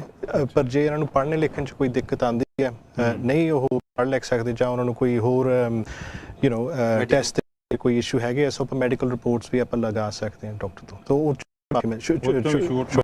ਅਵਤਾਰ ਸਿੰਘ ਜੀ, ਬਿਲਕੁਲ ਤੁਸੀਂ ਨਾ ਆਪਣੀ ਵੀ ਨੈਸ਼ਨਲਿਟੀ ਲੈ ਸਕਦੇ ਆ ਅਗਰ ਤੁਸੀਂ 65 ਸਾਲ ਦੇ ਹੋ ਗਏ ਆ ਤੇ ਤੁਹਾਨੂੰ ਕੋਈ ਰਿਕੁਆਇਰਮੈਂਟ ਦੀ ਪੈਣੀ। ਔਰ ਜਾਂ ਦੂਸਰੀ ਗੱਲ ਹੈ, ਅਗਰ ਤੁਸੀਂ 65 ਸਾਲ ਦੇ ਨਹੀਂ ਹੋਏ ਤੇ ਤੁਹਾਨੂੰ ਕੋਈ ਨਾ ਕੋਈ ਐਸੀ ਸ਼ੋਅ ਕਰਨੀ ਪੈਂਦੀ ਹੁੰਦੀ ਆ, ਵਕੀਲ ਸਾਹਿਬ ਤੁਹਾਨੂੰ ਸਾਰਾ ਦੱਸ ਦੇਣਗੇ। ਤੁਸੀਂ ਵੀ ਨੈਸ਼ਨਲਿਟੀ ਲੈ ਸਕਦੇ ਆ। ਬੱਚੇ ਤਾਂ ਉਹਨਾਂ ਦਾ ਹੱਕ ਬਣਦਾ ਆ, ਉਹ ਬਿਲਕੁਲ ਨੈਸ਼ਨਲਿਟੀ ਜਿਹੜੀ ਇੱਥੇ ਦੀ ਨੈਚੁਰਲਾਈਜੇਸ਼ਨ ਜਿਹੜੀ ਹੈਗੀ ਆ ਉਹ ਲੈ ਸਕਦੇ ਆ, ਰਜਿਸਟ੍ਰੇਸ਼ਨ ਕਰ ਸਕਦੇ ਐਜ਼ ਅ ਬ੍ਰਿਟਿਸ਼ ਸਿਟੀਜ਼ਨ। ਹਾਂਜੀ, ਐਜ਼ ਅ ਬ੍ਰਿਟਿਸ਼ ਸਿਟੀਜ਼ਨ ਕਰ ਸਕਦੇ ਹੋ ਜੀ। ਸੋ ਬਹੁਤ ਵਧੀਆ ਸਵਾਲ ਸਰਦਾਰ ਅਵਤਾਰ ਸਿੰਘ ਜੀ ਨੇ ਪੁੱਛਿਆ ਵਾ। ਤੋ ਹੋਰ ਵੀ ਪਿਆਰੇ ਦਰਸ਼ਕੋ, ਤੁਹਾਡੇ ਕੋਲ ਕੋਈ ਐਸਾ ਸਵਾਲ ਹੈ, ਤੁਸੀਂ ਬਿਲਕੁਲ ਆਪਣੀ ਸ਼ੰਕਾ ਕੱਢ ਸਕਦੇ ਹੋ। ਸਹੀ ਸਵਾਲ ਜਿਹੜਾ ਹੈਗਾ ਉਹਦਾ ਸਹੀ ਜਵਾਬ ਤੁਸੀਂ ਲੈ ਸਕਦੇ ਹੋ। ਬੱਚੇ ਵੀ ਤੁਸੀਂ ਮੰਗਾ ਸਕਦੇ ਹੋ। ਅਗਰ ਤੁਹਾਡੇ ਬੱਚੇ ਯੂਰਪ ਦੇ ਵਿੱਚ ਰਹਿ ਗਏ ਨੇ, ਤੁਸੀਂ ਸੈਟਲ ਹੋ, ਤਦ ਵੀ ਤੁਸੀਂ ਬੱਚੇ ਮੰਗਾ ਸਕਦੇ ਹੋ। ਆਪਣੇ ਘਰਵਾਲੀ ਨੂੰ ਮੰਗਾ ਸਕਦੇ ਹੋ, ਵਾਈਫ ਨੂੰ ਮੰਗਾ ਸਕਦੇ ਹੋ, ਹਸਬੈਂਡ ਨੂੰ ਮੰਗਾ ਸਕਦੇ ਹੋ। ਇਹ ਲਾਅ ਅਜੇ ਵੀ ਹੈਗਾ ਤੇ ਉਹ ਤੁਸੀਂ ਵਕੀਲ ਸਾਹਿਬ ਜਿਹੜੇ ਉਹਨਾਂ ਦਾ ਨੰਬਰ ਸਕਰੀਨ ਤੇ ਵੇਖ ਰਹੇ ਹੋ, ਤੁਸੀਂ ਉਹਨਾਂ ਦਾ ਨੰਬਰ ਨੋਟ ਜ਼ਰੂਰ ਕਰੋ। ਹੋਰ ਵੀ ਕੋਈ ਕਿਸੇ ਤਰ੍ਹਾਂ ਦਾ ਸਵਾਲ ਤੁਹਾਡੇ ਕੋਲ ਹੈਗਾ ਤੇ ਤੁਸੀਂ ਜ਼ਰੂਰ ਸਾਨੂੰ ਸਵਾਲ ਕਰੋ ਜੀ, ਤੁਹਾਨੂੰ ਜਵਾਬ ਦੇਵਾਂਗੇ। ਸਾਡੇ ਵਕੀਲ ਸਾਹਿਬ ਕੇਬਲ ਐਂਡ ਸੋਲਿਸਟਰ ਜਿਹੜੇ ਇਸ ਵੇਲੇ ਉਹ ਤੁਹਾਡੇ ਨਾਲ ਗੱਲਬਾਤ ਕਰ ਰਹੇ ਨੇ, ਤੁਹਾਨੂੰ ਜਵਾਬ ਦੇਣਗੇ। ਆਪਾਂ ਗੱਲਬਾਤ ਜਿੱਦਾਂ ਕਰ ਰਹੇ ਸੀਗੇ ਵੀ ਇੱਕ ਤਾਂ ਹੁਣ ਇਹਦੇ ਵੀ ਜਿਹੜੇ ਅੰਗੇਜਮੈਂਟ ਆ, ਅੰਗੇਜਮੈਂਟ ਕੋਈ ਜਾਂ ਮੁੰਡਾ ਉੱਥੇ ਜਾ ਕੇ ਕਰਿਆਉਂਦਾ ਜਾਂ ਕੁੜੀ ਉੱਥੇ ਜਾ ਕੇ ਕਰਿਆਉਂਦੀ ਆ। ਹਾਂਜੀ, ਉਹ ਆਪਣੇ ਲੜਕੀ ਜਿਹੜੀ ਹਸਬੈਂਡ ਨੂੰ ਮੰਗਾਉਣਾ ਚਾਹੁੰਦੀ ਆ ਜਾਂ ਮੁੰਡਾ ਆਪਣੀ ਵਾਈਫ ਨੂੰ ਉੱਥੋਂ ਮੰਗਾਉਣਾ ਚਾਹੁੰਦਾ ਆ। ਹਾਂਜੀ, ਉੱਥੇ ਮੈਰਿਜ ਨਹੀਂ ਹੋਈ, ਕੇਵਲ ਅੰਗੇਜਮੈਂਟ ਹੋ ਗਈ ਆ। ਹਾਂਜੀ, ਗੁਰਜਿੰਦਰ ਸਿੰਘ ਜੀ, ਉਹਦੇ ਵਾਸਤੇ ਕੋਈ ਰਿਕੁਆਇਰਮੈਂਟ ਜਿਵੇਂ ਕਿ ਇਹਨਾਂ ਨੇ ਰੱਖਿਆ ਸੀਗਾ ਕਿ ਜਿਹੜੀ ਤੁਹਾਡੀ ਜਿਹੜੀ ਹੈਗੀ ਆ ਇਨਕਮ ਜਿਹੜੀ ਆ ਜਾਂ ਸੈਲਰੀ ਵਗੈਰਾ, ਉਹ ਕਿਤੇ ਉਹ ਇਹਨਾਂ ਨੇ ਰੱਖੀ ਸੀ। ਹਾਂਜੀ, ਇੱਕ ਕੋਈ ਇਦਾਂ ਦੀ ਹੈਗੀ ਕਿ ਉਸ ਦੇ ਨਾਂ ਕੋਈ ਘਰ ਹੋਣਾ ਚਾਹੀਦਾ ਜਾਂ ਨਹੀਂ? ਆਪਣਾ ਇਦਾਂ ਕਰ ਲਈਏ ਤੇ ਕਾਲ ਜਿਹੜੀ ਇੱਕ ਲੈ ਲਈਏ ਤੇ ਫਿਰ ਆਪਾਂ ਗੱਲਬਾਤ ਕਰਦੇ ਹਾਂ। ਹਾਂਜੀ, ਵਾਹਿਗੁਰੂ ਜੀ ਕਾ ਖਾਲਸਾ, ਵਾਹਿਗੁਰੂ ਜੀ ਕੀ ਫਤਿਹ ਜੀ। ਹੈਲੋ, ਸਤਿ ਸ਼੍ਰੀ ਅਕਾਲ ਜੀ। ਹਾਂਜੀ, ਸਤਿ ਸ਼੍ਰੀ ਅਕਾਲ ਜੀ, ਬਹੁਤ ਤੁਹਾਡਾ ਸਵਾਗਤ ਹੈ ਜੀ। ਕੀ ਪੁੱਛਣਾ ਚਾਹੋਗੇ ਜੀ? ਸਰ, ਮੇਰਾ ਨਾਮ ਹਰਮਿੰਦਰ ਕੌਰ ਆ, ਮੈਂ ਡਾਬੀ ਤੋਂ ਬੋਲਦੀ ਆ ਜੀ। ਹਰਮਿੰਦਰ ਕੌਰ, ਬਹੁਤ ਤੁਹਾਡਾ ਸਵਾਗਤ ਹੈ ਇਸ ਸ਼ੋਅ ਦੇ ਵਿੱਚ। ਹਾਂਜੀ, ਪੁੱਛੋ ਸਵਾਲ ਆਪਣਾ। ਮੈਂ ਪੁੱਛਣਾ ਸੀ ਕਿ ਮੈਂ ਇੱਥੇ ਸਪੋਰਟਸ ਵੀਜ਼ੇ ਤੇ ਆਈ ਆ ਐਂਡ ਮੇਰਾ ਵੀਜ਼ਾ ਨੈਕਸਟ ਈਅਰ ਜੂਨ ਵਿੱਚ ਫਿਨਿਸ਼ ਹੋਣਾ ਤੇ ਮੇਰੇ brother in law the marriage ਰੱਖੀ ਆ ਐਂਡ ਆਫ ਫੈਬਰੀ, ਹੈ ਨਾ। ਕਿ ਮੈਂ ਪੁੱਛਣਾ ਸੀਗਾ ਕਿ ਮੈਂ ਟਰੈਵਲ ਇੰਡੀਆ ਕਰ ਸਕਦੀ ਹਾਂ ਤੇ ਇੱਥੇ ਆ ਕੇ ਫਿਰ ਮੈਂ ਆਪਣਾ ਵੀਜ਼ਾ ਐਕਸਟੈਂਡ ਲਈ ਅਪਲਾਈ ਕਰਦਾ। ਹਾਂਜੀ ਭੈਣ ਜੀ ਬਿਲਕੁਲ ਤੁਸੀਂ ਕਰ ਸਕਦੇ ਆ। ਫੈਬਰੀ ਚ ਤੁਹਾਡਾ ਵਿਆਹ ਰੱਖਿਆ ਨਾ brother in low the, and ਜੂਨ ਚ ਫਿਰ ਮੋਲੇ ਸਾਲ ਤੁਹਾਡਾ ਐਕਸਪਾਇਰ ਹੋ ਰਿਹਾ। ਸੋ ਤੁਸੀਂ 28 ਦਿਨ ਪਹਿਲਾਂ ਜੂਨ ਤੋਂ ਵੀਜ਼ਾ ਮੁੱਕਣ ਤੋਂ ਪਹਿਲਾਂ ਤੁਸੀਂ ਆਪਣੀ ਫਾਈਲ ਲਾ ਸਕਦੇ ਆ। ਸੋ ਐਸ ਲੌਂਗ ਐਸ ਤੁਸੀਂ ਮੁੜ ਕੇ ਆ ਜਾਓ ਇਨ ਟਾਈਮ, ਤੁਸੀਂ ਡੈਫੀਨਿਟਲੀ ਹਾਂਜੀ ਅਪਲਾਈ ਕਰ ਸਕਦੇ ਆ। ਹਾਂਜੀ ਨਹੀਂ ਬਸ ਮੈਂ ਇਹੀ ਪੁੱਛਣਾ ਸੀਗਾ ਕਿ ਟਰੈਵਲ ਕਰ ਸਕਦੀ ਆ ਕਿ ਨਹੀਂ ਇੰਡੀਆ, ਕਿ ਮੈਨੂੰ ਕੋਈ ਪ੍ਰੋਬਲਮ ਤਾਂ ਨਹੀਂ ਪਊਗੀ? ਕੋਈ ਪ੍ਰੋਬਲਮ ਨਹੀਂ ਭੈਣ ਜੀ, ਤੁਸੀਂ ਟਰੈਵਲ ਕਰ ਸਕਦੇ ਆ। ਦੇਖੋ ਅਗਰ ਵੀਜ਼ਾ ਤੁਹਾਡੇ ਕੋਲ ਸਹੀ ਆ, ਵੀਜ਼ਾ ਤੁਹਾਨੂੰ ਦਿੱਤਾ ਹੋਇਆ ਇੱਥੇ ਦੀ ਇਮੀਗ੍ਰੇਸ਼ਨ ਨੇ, ਤੁਹਾਡੇ ਕੋਲ ਵੀਜ਼ਾ ਹੈ, ਤੁਸੀਂ ਉਹ ਬਿਲਕੁਲ ਆ ਜਾ ਸਕਦੇ ਹੋ। ਤੁਹਾਨੂੰ ਉਹਦੇ ਵਿੱਚ ਟਰੈਵਲ ਕਰਨ ਦੇ ਵਿੱਚ ਕੋਈ ਰੋਕ ਨਹੀਂ ਹੈ। ਔਰ ਜੇ ਅਗਰ ਤੁਹਾਡਾ ਵੀਜ਼ਾ ਜੂਨ ਦੇ ਵਿੱਚ ਖਤਮ ਹੋਣਾ ਆ ਨੈਕਸਟ ਈਅਰ, ਤੇ ਤੁਸੀਂ 28 ਦਿਨ ਜਿੱਦਾਂ ਸਾਡੇ ਵਕੀਲ ਸਾਹਿਬ ਜੀ ਨੇ ਦੱਸਿਆ ਕਿ 28 ਦਿਨ ਪਹਿਲਾਂ ਤੁਸੀਂ ਆਪਣਾ ਵੀਜ਼ਾ ਅਪਲਾਈ ਕਰ ਸਕਦੇ ਹੋ। ਹੋਰ ਕੋਈ ਪੁੱਛਣਾ ਚਾਹੁੰਦੇ ਹੋ ਜੀ? ਨਹੀਂ ਸਰ, ਥੈਂਕ ਯੂ। ਬਹੁਤ ਬਹੁਤ ਤੁਹਾਡਾ ਧੰਨਵਾਦ ਜੀ। ਮੈਂ ਇਹਨਾਂ ਦੀ ਗੱਲ ਮਾੜੀ ਜੀ ਕਲੈਰੀਫਾਈ ਕਰਨਾ ਚਾਹੁੰਦਾ ਵੀ ਓਬਵੀਅਸਲੀ ਇਹ ਪ੍ਰੈਕਟੀਕਲੀ ਤਾਂ ਟਰੈਵਲ ਕਰ ਸਕਦੇ ਆ, ਪਰ ਓਬਵੀਅਸਲੀ ਇਹਨਾਂ ਨੂੰ ਦੇਖਣਾ ਪੈਣਾ ਵੀ ਕੋਈ ਟਰੈਵਲ ਰਿਸਟ੍ਰਿਕਸ਼ਨਸ ਤਾਂ ਨਹੀਂ ਹੈਗੇ, ਕਿਉਂਕਿ ਹਜੇ ਵੀ ਇੰਡੀਆ ਜਿਹੜਾ ਹੈਗਾ ਅੱਜ ਦੀ ਡੇਟ 'ਚ ਰੈੱਡ ਲਿਸਟ ਤੇ ਆ। ਸੋ ਸਰਕਾਰ ਇਹੀ ਕਹਿੰਦੀ ਆ ਵੀ ਜੇ ਕੋਈ ਐਮਰਜੈਂਸੀ ਆ ਜਾਂ ਕੋਈ ਬਾਹਲੀ ਕੋਈ ਜ਼ਰੂਰੀ ਵਜ੍ਹਾ ਹੈ ਤਾਂ ਹੀ ਤੁਸੀਂ ਜਾਣਾ ਚਾਹੀਦਾ, ਰਾਈਟ। ਸੋ ਜੋ ਵੀ ਟਰੈਵਲ ਐਡਵਾਈਸ ਹੈਗੀ ਆ ਉਹਨੂੰ ਵੀ ਦੇਖਦੇ ਹੋਏ ਤੁਸੀਂ ਜਾ ਸਕਦੇ ਆ, ਇਹਨਾਂ ਨੂੰ ਕੋਈ ਪ੍ਰੋਬਲਮ ਨਹੀਂ ਹੈਗੀ ਜੀ। ਬਿਲਕੁਲ ਤੁਸੀਂ ਜਿਹੜੇ ਕਾਲ ਕੀਤੀ ਆ, ਵਕੀਲ ਸਾਹਿਬ ਸਾਡੇ ਗੱਲ ਕਹਿ ਰਹੇ ਨੇ ਕਿ ਤੁਸੀਂ ਜਿਹੜੀਆਂ ਟਰੈਵਲ ਰਿਕੁਆਇਰਮੈਂਟਸ ਨੇ, ਜਾਂ ਤੁਸੀਂ ਵੇਖ ਲਿਓ ਜੇ ਇੰਡੀਆ ਕਿਤੇ ਰੈੱਡ ਲਾਈਨ ਦੇ ਵਿੱਚ ਜੇ ਹੈਗਾ ਤੇ ਰੈੱਡ ਕੰਟਰੀ ਦੇ ਵਿੱਚ, ਤੇ ਤੁਸੀਂ ਟਰੈਵਲ ਕਰਨਾ ਬੜਾ ਮੁਸ਼ਕਲ ਹੋ ਜਾਏਗਾ ਤੁਹਾਡੇ ਵਾਸਤੇ। ਤੇ ਜੇ ਨਹੀਂ ਕੋਈ ਰਿਸਟ੍ਰਿਕਸ਼ਨਾਂ ਹਟ ਗਈਆਂ ਨੇ, ਇਹ ਤੁਸੀਂ ਇੱਕ ਵਾਰੀ ਚੈੱਕ ਜ਼ਰੂਰ ਕਰ ਲਿਓ ਜਾਣ ਤੋਂ ਪਹਿਲਾਂ, ਕਿ ਐਸਾ ਨਾ ਹੋਵੇ ਤੁਸੀਂ ਉੱਥੇ ਜਾ ਕੇ ਫਸ ਜਾਓ ਜਾਂ ਮੁੜ ਕੇ ਤੁਸੀਂ ਫਿਰ ਵਾਪਸ ਨਾ ਉੱਥੋਂ। ਕਈ ਰੀਜ਼ਨ ਹੋ ਸਕਦੇ, ਉਹਦੇ ਕਈ ਰੀਜ਼ਨ ਹੋ ਸਕਦੇ ਆ। ਸੋ ਇਸ ਕਰਕੇ ਤੁਸੀਂ ਮੇਕ ਸ਼ੋਰ ਜ਼ਰੂਰ ਕਰ ਲਿਓ ਕਿ ਟਰੈਵਲ ਕਰਨ ਤੋਂ ਪਹਿਲਾਂ ਉਹਦੇ ਜਿਹੜੇ ਕੀ ਰਿਕੁਆਇਰਮੈਂਟਸ ਨੇ ਉਹ ਐਡਵਾਈਸ ਲੈ ਕੇ ਜਾਇਓ। ਵੈਸੇ ਸਭ ਤੋਂ ਵਧੀਆ ਤੇ ਇਹੀ ਆ, ਤੁਸੀਂ ਕਿਸੇ ਵਕੀਲ ਦੇ ਨਾਲ ਫਿਰ ਤੁਸੀਂ ਜ਼ਰੂਰ ਕੰਟੈਕਟ ਕਰ ਲਿਓ ਜੀ। ਬਹੁਤ ਬਹੁਤ ਧੰਨਵਾਦ ਤੁਹਾਡਾ। ਸੋ ਪਿਆਰੇ ਦਰਸ਼ਕੋ, ਤੁਹਾਡੇ ਕੋਲ ਵੀ ਕੋਈ ਸਵਾਲ ਹੈਗਾ ਜੀ ਤੇ ਕਰੋ ਸਾਨੂੰ ਕਾਲ ਨੰਬਰ ਸਾਡਾ ਤੁਸੀਂ ਦੇਖ ਰਹੇ ਜੀ 0121 380 1050 ਦੇ ਉੱਤੇ ਕਾਲ ਕਰਕੇ ਆਪਣਾ ਸਵਾਲ ਸਾਨੂੰ ਪੁੱਛੋ। ਸਾਡੀ ਪੂਰੀ ਟੀਮ ਇਸ ਵੇਲੇ ਲਾਈਵ ਤੁਹਾਨੂੰ ਜਵਾਬ ਦੇਣ ਵਾਸਤੇ ਹਾਜ਼ਰ ਹੈ ਜੀ। ਸੋ ਇਸ ਕਰਕੇ ਪੁੱਛੋ ਤੁਸੀਂ ਆਪਣੇ ਸਵਾਲ, ਤੁਹਾਨੂੰ ਸਹੀ ਜਵਾਬ ਜ਼ਰੂਰ ਮਿਲ ਜਾਏਗਾ। ਮੈਂ ਗੱਲ ਕਰ ਰਿਹਾ ਸੀਗਾ ਆਪਣੇ ਗੁਰਜਿੰਦਰ ਸਿੰਘ ਜੀ, ਵੀ ਇਹ ਦੋ ਚੀਜ਼ਾਂ ਤਾਂ ਮੇਨ ਆ ਨਾ, ਵੀ ਇੱਕ ਤਾਂ ਨੌਕਰੀ ਚਾਹੀਦੀ, ਉਹਦੇ ਕੋਲ ਤਾਂ ਉਹਦੀ ਸੈਲਰੀ ਜਿਹੜੀ ਆ ਉਹ ਐਨੂਅਲ ਜਿਹੜੀ ਆ ਜੀ, ਉਹ ਕਿੰਨੀ ਇਹਨਾਂ ਨੇ ਰੱਖੀ ਹੋਈ ਆ? ਸੀ ਜਿਹੜੇ ਵਿਆਹ ਦੇ ਬੇਸ ਤੇ ਜਾਂ ਰਿਲੇਸ਼ਨਸ਼ਿਪ ਦੇ ਕੇਸ ਹੁੰਦੇ ਆ, ਅਸੀਂ ਦੇਖਦੇ ਆ ਵੀ ਇਹ ਰਿਫਿਊਜ਼ ਜਿਹੜੇ ਹੁੰਦੇ ਆ 2-4 ਵਜ੍ਹਾ ਕਰਕੇ ਹੁੰਦੇ ਆ। ਅੱਛਾ। ਇੱਕ ਤੁਸੀਂ ਨਹੀਂ ਦਿਖਾ ਪਾਉਂਦੇ ਵੀ ਤੁਹਾਡੀ ਫਾਈਨੈਂਸ਼ੀਅਲ ਰਿਕੁਆਇਰਮੈਂਟ ਜਿਹੜੀ 18,600 ਦੀ ਉਹ ਤੁਸੀਂ ਮੀਟ ਕਰਦੇ ਆ। ਠੀਕ ਹੈ। ਸੈਕੰਡ ਇਹ ਆ ਵੀ ਸਰਕਾਰ ਇਹ ਨਹੀਂ ਮੰਨਦੀ ਵੀ ਤੁਹਾਡਾ ਜਿਹੜਾ ਵਿਆਹ ਹੈ ਜਾਂ ਜਿਹੜੀ ਤੁਹਾਡੀ ਰਿਲੇਸ਼ਨਸ਼ਿਪ ਆ ਉਹ ਜੈਨੂਇਨ ਹੈ ਜਾਂ ਫਰਜ਼ੀ ਆ, ਉਹਨਾਂ ਨੂੰ ਉਹ ਤੇ ਕੋਈ ਡਾਊਟ ਆ ਜੀ। ਸੋ ਇਹ ਦੋ ਚੀਜ਼ਾਂ ਜਿਹੜੀਆਂ ਹੈਗੀਆਂ ਆਪਾਂ ਨੂੰ ਜ਼ਿਆਦਾ ਇਹਨਾਂ ਤੇ ਜ਼ੋਰ ਲਾਉਣਾ ਪੈਂਦਾ ਜਦੋਂ ਆਪਾਂ ਕੇਸ ਕਿਸੇ ਦਾ ਤਿਆਰ ਕਰੀਦਾ। ਸੋ ਜਿਹੜੀ ਫਾਈਨੈਂਸ਼ੀਅਲ ਰਿਕੁਆਇਰਮੈਂਟ ਹੈ ਉਹ ਹੈਗੀ 18,600 ਦੀ। ਠੀਕ ਹੈ ਜੀ। ਜਿਹੜਾ ਘਰ ਦਾ ਰਿਕੁਆਇਰਮੈਂਟ ਆ ਉਹ ਤੁਹਾਡਾ ਆਪਣਾ ਵੀ ਹੋ ਸਕਦਾ, ਕਿਰਾਏ ਪੇਰੈਂਟਸ ਦਾ ਵੀ, as long as ਜਿੱਦਾਂ ਤੁਸੀਂ ਗੱਲ ਕਹੀ ਵੀ ਕਿਰਾਏ ਦਾ ਵੀ ਘਰ ਹੋ ਸਕਦਾ ਜੀ। ਇਸ ਨੂੰ ਇਹ ਮੰਨ ਲੈਂਦੇ ਇਮੀਗ੍ਰੇਸ਼ਨ ਜਿਹੜੀ ਹੈ? ਹਾਂਜੀ ਬਿਲਕੁਲ, ਟੈਨੈਂਸੀ ਐਗਰੀਮੈਂਟ ਚਾਹੀਦੀ ਆ, ਰਾਈਟ। ਕਈ ਵਾਰੀ ਐਗਰੀਮੈਂਟ ਚਾਹੀਦਾ, ਲੈਂਡਲੋਰਡ ਤੋਂ ਲੈਟਰ ਚਾਹੀਦੀ ਹੈ ਵੀ ਉਹਨੂੰ ਕੋਈ ਇਤਰਾਜ਼ ਨਹੀਂ ਹੈਗਾ ਵੀ ਆ ਕੇ ਉਹ ਰਹਿ ਸਕਦਾ ਜਾਂ ਰਹਿ ਸਕਦੀ ਆ। ਇੱਕ ਆਪਾਂ ਦੇਖਣਾ ਪੈਂਦਾ ਵੀ ਜਿਹੜੀ ਆਪਣੀ ਪ੍ਰਾਪਰਟੀ ਆ ਉਹ ਕਿਸੇ ਦੇ ਰਹਿਣ ਵਾਸਤੇ ਠੀਕ ਆ, ਵੀ ਇਹ ਨਹੀਂ ਹੈਗਾ ਵੀ ਕੰਧਾਂ ਡਿੱਗਣ ਡੀਆਂ, ਛੱਤ ਚੌਂਦੀ ਹੈ ਜਾਂ ਕੁਝ ਵੀ। ਮਤਲਬ ਉਹਦਾ ਤੁਹਾਨੂੰ ਕੋਈ ਅਕੋਮੋਡੇਸ਼ਨ ਦੇ ਕੋਲੋਂ ਲੈਣਾ ਪਊ ਜਾਂ ਕਿਸ ਤਰ੍ਹਾਂ? ਇੱਕ ਅਕੋਮੋਡੇਸ਼ਨ ਰਿਪੋਰਟ ਹੁੰਦੀ ਹੈ, ਉਹਦੇ ਆਪਾਂ ਦਿਖਾਉਂਦੇ ਆ ਵੀ ਇੱਕ ਤਾਂ ਉਹ ਹਿਊਮਨ ਹੈਬਿਟੇਸ਼ਨ ਹੈ, ਇੱਕ ਇਹ ਨਹੀਂ ਹੈਗਾ ਵੀ 2 ਬੈਡਰੂਮ ਦਾ ਘਰ ਹੈ ਤਾਂ 10 ਬੰਦੇ ਉੱਥੇ ਰਹਿੰਦੇ ਆ। ਆਪਾਂ ਕਾਲ ਲੈ ਲਈਏ ਜੀ। ਹਾਂਜੀ, ਵਾਹਿਗੁਰੂ ਜੀ ਕਾ ਖਾਲਸਾ, ਵਾਹਿਗੁਰੂ ਜੀ ਕੀ ਫਤਿਹ ਜੀ। ਹੈਲੋ, ਸਤਿ ਸ਼੍ਰੀ ਅਕਾਲ ਜੀ। ਜੀ ਮੇਰਾ ਨਾਮ ਮਨਦੀਪ ਹੈਗਾ ਜੀ। ਮੈਂ ਪੁੱਛਣਾ ਸੀਗਾ ਆਪਣੀ ਦਾਦੀ ਜੀ ਬਾਰੇ ਜੀ। ਉਹ ਸਾਡੇ ਨਾਲ ਇੱਥੇ ਰਹਿੰਦੇ ਹੈਗੇ ਆ ਤੇ ਉਹ 80+ ਹੈਗੇ ਆ ਤੇ ਉਹ ਵਿਜ਼ਿਟਰ ਵੀਜ਼ੇ ਤੇ ਆਏ ਸੀਗੇ ਇੱਥੇ ਸਾਡੇ ਕੋਲ। ਤੇ ਜੇ ਅਸੀਂ ਉਹਨਾਂ ਦੀ ਕੇਸ ਲਵਾਈਏ ਉਹਨਾਂ ਦੀ, ਤੇ ਕਿੰਨੇ ਟਾਈਮ ਉਸੇ ਜਗ੍ਹਾ ਕਿਹੜਾ ਵੀਜ਼ਾ ਉਹਨਾਂ ਨੂੰ ਮਿਲੂਗਾ ਜੇ ਉਹਨਾਂ ਦੀ ਐਪਲੀਕੇਸ਼ਨ ਇੱਥੇ ਲਵਾਈਏ? ਤੁਸੀਂ ਉਹ ਵਿਜ਼ਟਰ ਵੀਜ਼ੇ ਤੇ ਆਏ ਸੀਗੇ? ਹਾਂਜੀ। ਤੇ ਕਿੰਨਾ ਚਿਰ ਉਹਨਾਂ ਨੂੰ ਹੋ ਗਿਆ ਇੱਥੇ ਆਇਆ ਨੂੰ ਜੀ? ਜੀ 3 ਸਾਲ ਹੋ ਗਏ। 3 ਸਾਲ ਹੋ ਗਏ। ਤੇ ਉਸ ਤੋਂ ਬਾਅਦ ਵੀਜ਼ਾ ਤੁਸੀਂ ਐਕਸਟੈਂਡ ਕਰਵਾਇਆ ਜਾਂ ਉਸੇ ਵੀਜ਼ੇ ਤੇ ਸੀਗੇ? ਨਹੀਂ, 3 ਮਹੀਨੇ ਹੋ ਗਏ ਉਹਨਾਂ ਨੂੰ ਇੱਥੇ ਆਏ। ਨਹੀਂ ਤੁਸੀਂ ਕਹਿੰਦੇ 3 ਸਾਲ ਹੋ ਗਏ। ਹਾਂਜੀ ਜੇ 3 ਸਾਲ ਹੋ ਗਏ ਤੇ ਵਿਜ਼ਟਰ ਵੀਜ਼ਾ ਤੇ 6 ਮਹੀਨੇ ਦਾ ਹੁੰਦਾ ਜ਼ਿਆਦਾ ਤੋਂ ਜ਼ਿਆਦਾ। ਜੀ ਉਹ ਬਾਈ ਮਿਸਟੇਕ ਉਹ 3 ਸਾਲ ਨਿਕਲ ਗਿਆ, 3 ਮਹੀਨੇ ਹੋ ਗਏ ਉਹਨਾਂ ਕੋਲ, ਉਹਨਾਂ ਨੂੰ ਆਏ 3 ਮਹੀਨੇ ਹੋਏ ਉਹਨਾਂ ਨੂੰ। ਠੀਕ ਹੈ ਜੀ। ਹਾਂਜੀ ਵਕੀਲ ਸਾਹਿਬ ਜੀ। ਓਕੇ ਭਾਜੀ, ਤੁਹਾਡਾ ਕੀ ਇਰਾਦਾ ਕੀ ਹੈ? ਤੁਸੀਂ ਲੌਂਗ ਟਾਈਮ ਵਾਸਤੇ ਉਹਨਾਂ ਨੂੰ ਇੱਥੇ ਰੱਖਣਾ ਚਾਹੁੰਦੇ ਆ ਵੀ, ਜਾਂ ਤੁਹਾਡਾ ਕੁਝ 4-6 ਮਹੀਨੇ ਹੋਰ ਤੁਸੀਂ ਉਹਨਾਂ ਦਾ ਵਧਾਉਣਾ ਚਾਹੁੰਦੇ ਆ? ਜੀ ਉਹ ਇਕੱਲੇ ਰਹਿੰਦੇ ਹੈਗੇ, ਇਸ ਕਰਕੇ ਅਸੀਂ ਉਹਨਾਂ ਨੂੰ ਇੱਥੇ ਆਪਣੇ ਨਾਲ ਰਹਿਣਾ ਚਾਹੁੰਦੇ ਹੈਗੇ। ਠੀਕ ਹੈ ਭਾਜੀ। ਸੋ ਆਈ ਮੀਨ ਐਟ ਦ ਮੋਮੈਂਟ ਸਹੂਲਤ ਹੈਗੀ ਹੈ ਕਾਨੂੰਨ ਦੇ ਵਿੱਚ ਕਰੋਨਾ ਵਾਇਰਸ ਨੂੰ ਲੈ ਕੇ। ਸੋ ਤੁਸੀਂ ਉਹਨਾਂ ਦੇ ਰਹਿੰਦੇ ਹੋਏ ਐਪਲੀਕੇਸ਼ਨ ਲਗਾ ਸਕਦੇ ਆ ਉਹਨਾਂ ਦੀ ਗਾਂ ਇੱਥੇ ਪੱਕੇ ਤੌਰ 'ਤੇ ਰਹਿਣ ਨੂੰ। ਸੋ ਹੋ ਸਕਦਾ ਹੈ ਉਹਦੇ ਵਿੱਚ ਉਹਨਾਂ ਦੇ ਡੋਮੈਸਟਿਕ ਸਰਕਮਸਟੈਂਸਿਸ ਜਿਹੜੇ ਹੈਗੇ ਉਹਨਾਂ ਦੀ ਹੈਲਥ ਨੂੰ ਲੈ ਕੇ ਕਿਹੜੀ ਵਜ੍ਹਾ ਹੈ ਜਾਂ ਕਿਉਂ ਉਹ ਵਾਪਸ ਨਹੀਂ ਜਾ ਸਕਦੇ, ਇਹ ਸਾਰੀਆਂ ਚੀਜ਼ਾਂ ਤੁਹਾਨੂੰ ਫਿਰ ਡਾਕੂਮੈਂਟ ਕਰਨੀਆਂ ਪੈਂਦੀਆਂ। ਪਰ ਯਾ ਡੈਫੀਨਿਟਲੀ ਐਪਲੀਕੇਸ਼ਨ ਲੱਗ ਸਕਦੀ ਆ। ਇਹ ਜਿਹੜੀਆਂ ਐਪਲੀਕੇਸ਼ਨਾਂ ਹੁੰਦੀਆਂ ਭਾਜੀ ਜ਼ਿਆਦਾਤਰ ਕੀ ਹੁੰਦਾ, ਅਸੀਂ ਦੇਖਦੇ ਆਉਂਦੇ ਹਾਂ ਵੀ ਇਹ ਪੇਪਰਾਂ ਦੇ ਉੱਤੇ ਰਿਫਿਊਜ਼ ਹੋ ਜਾਂਦੀ ਹੈ। ਹੋਮ ਆਫਿਸ ਜਿਹੜੀ ਹੈਗੀ ਉਹ ਕਾਫੀ ਸਟ੍ਰਿਕਟਲੀ ਸਿਆਣਿਆਂ ਦੇ ਕੇਸਿਸ ਨੂੰ ਲੈਂਦੀ ਆ। ਰਾਈਟ।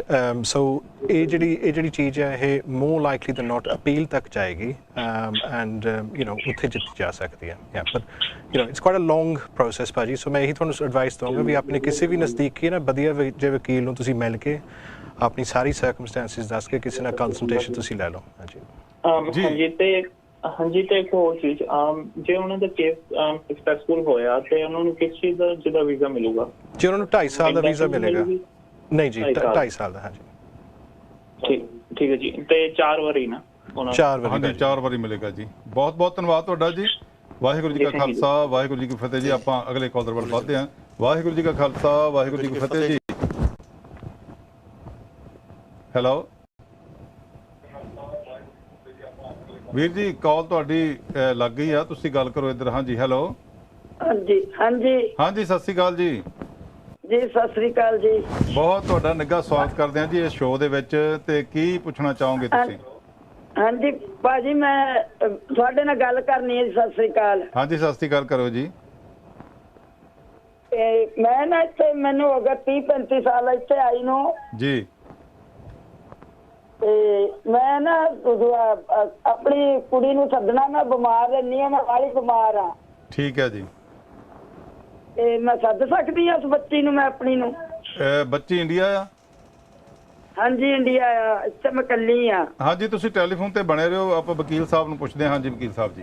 ਹੈਲੋ ਜੀ ਸਤਿ ਸ਼੍ਰੀ ਅਕਾਲ ਜੀ। ਤੁਸੀਂ ਇੱਥੇ ਬ੍ਰਿਟਿਸ਼ ਆ ਪੱਕੇ? ਹਾਂਜੀ ਇੰਡੀਆ। ਨਹੀਂ ਤੁਹਾਡੀ ਇੱਥੇ ਕੀ ਪੋਜੀਸ਼ਨ ਹੈ? ਤੁਹਾਨੂੰ ਬ੍ਰਿਟਿਸ਼ ਪਾਸਪੋਰਟ ਮਿਲਿਆ ਆ? ਤੁਸੀਂ ਪੱਕੇ ਆ ਜਾਂ ਕਿਸ ਤਰ੍ਹਾਂ ਰਹਿ ਰਹੇ ਇੱਥੇ ਇੰਗਲੈਂਡ 'ਚ? ਹਾਂਜੀ ਮੈਂ ਪੱਕੀ ਆ, ਬ੍ਰਿਟਿਸ਼ ਪਾਸਪੋਰਟ ਆ ਮੇਰਾ, ਹੈਗਾ ਜਨਮ ਤਾਂ ਮੇਰਾ ਇੰਡੀਆ ਦਾ ਆ। ਠੀਕ ਹੈ ਜੀ। ਓਕੇ। ਇੱਥੇ ਮੈਂ ਰਹਿ ਪੱਕੀ ਆ ਮੈਂ ਤਾਂ। ਠੀਕ ਹੈ ਜੀ। ਓਕੇ। ਨੋਰਮਲੀ ਕੀ ਹੁੰਦਾ, ਜਿਹੜਾ ਕੇਅਰਰ ਹੁੰਦਾ, ਕੇਅਰਰ ਦੀ ਜਿਹੜੀ ਹੈਗੀ ਆ ਇੱਥੇ ਇਮੀਗ੍ਰੇਸ਼ਨ ਰੂਲਸ ਦੇ ਵਿੱਚ ਕੋਈ ਕੈਟੇਗਰੀ ਨਹੀਂ ਹੈਗੀ। ਸੋ ਕੀ ਹੋ ਸਕਦਾ ਵੀ ਤੁਹਾਡੀ ਡਾਟਰ ਜੋ ਹੈਗੀ ਉਹ 6 ਮਹੀਨੇ ਦੇ ਵਿਜ਼ਿਟ ਵੀਜ਼ੇ ਤੇ ਸ਼ਾਇਦ ਆ ਸਕੇ। ਜੇ ਆ ਜਾਂਦੀ ਆ ਰਾਈਟ, ਡਿਪੈਂਡਿੰਗ ਔਨ ਸਰਕਮਸਟੈਂਸਿਸ ਹੋ ਸਕਦਾ ਵੀ ਉਹਨਾਂ ਦਾ ਵੀਜ਼ਾ ਵੱਧ ਸਕੇ।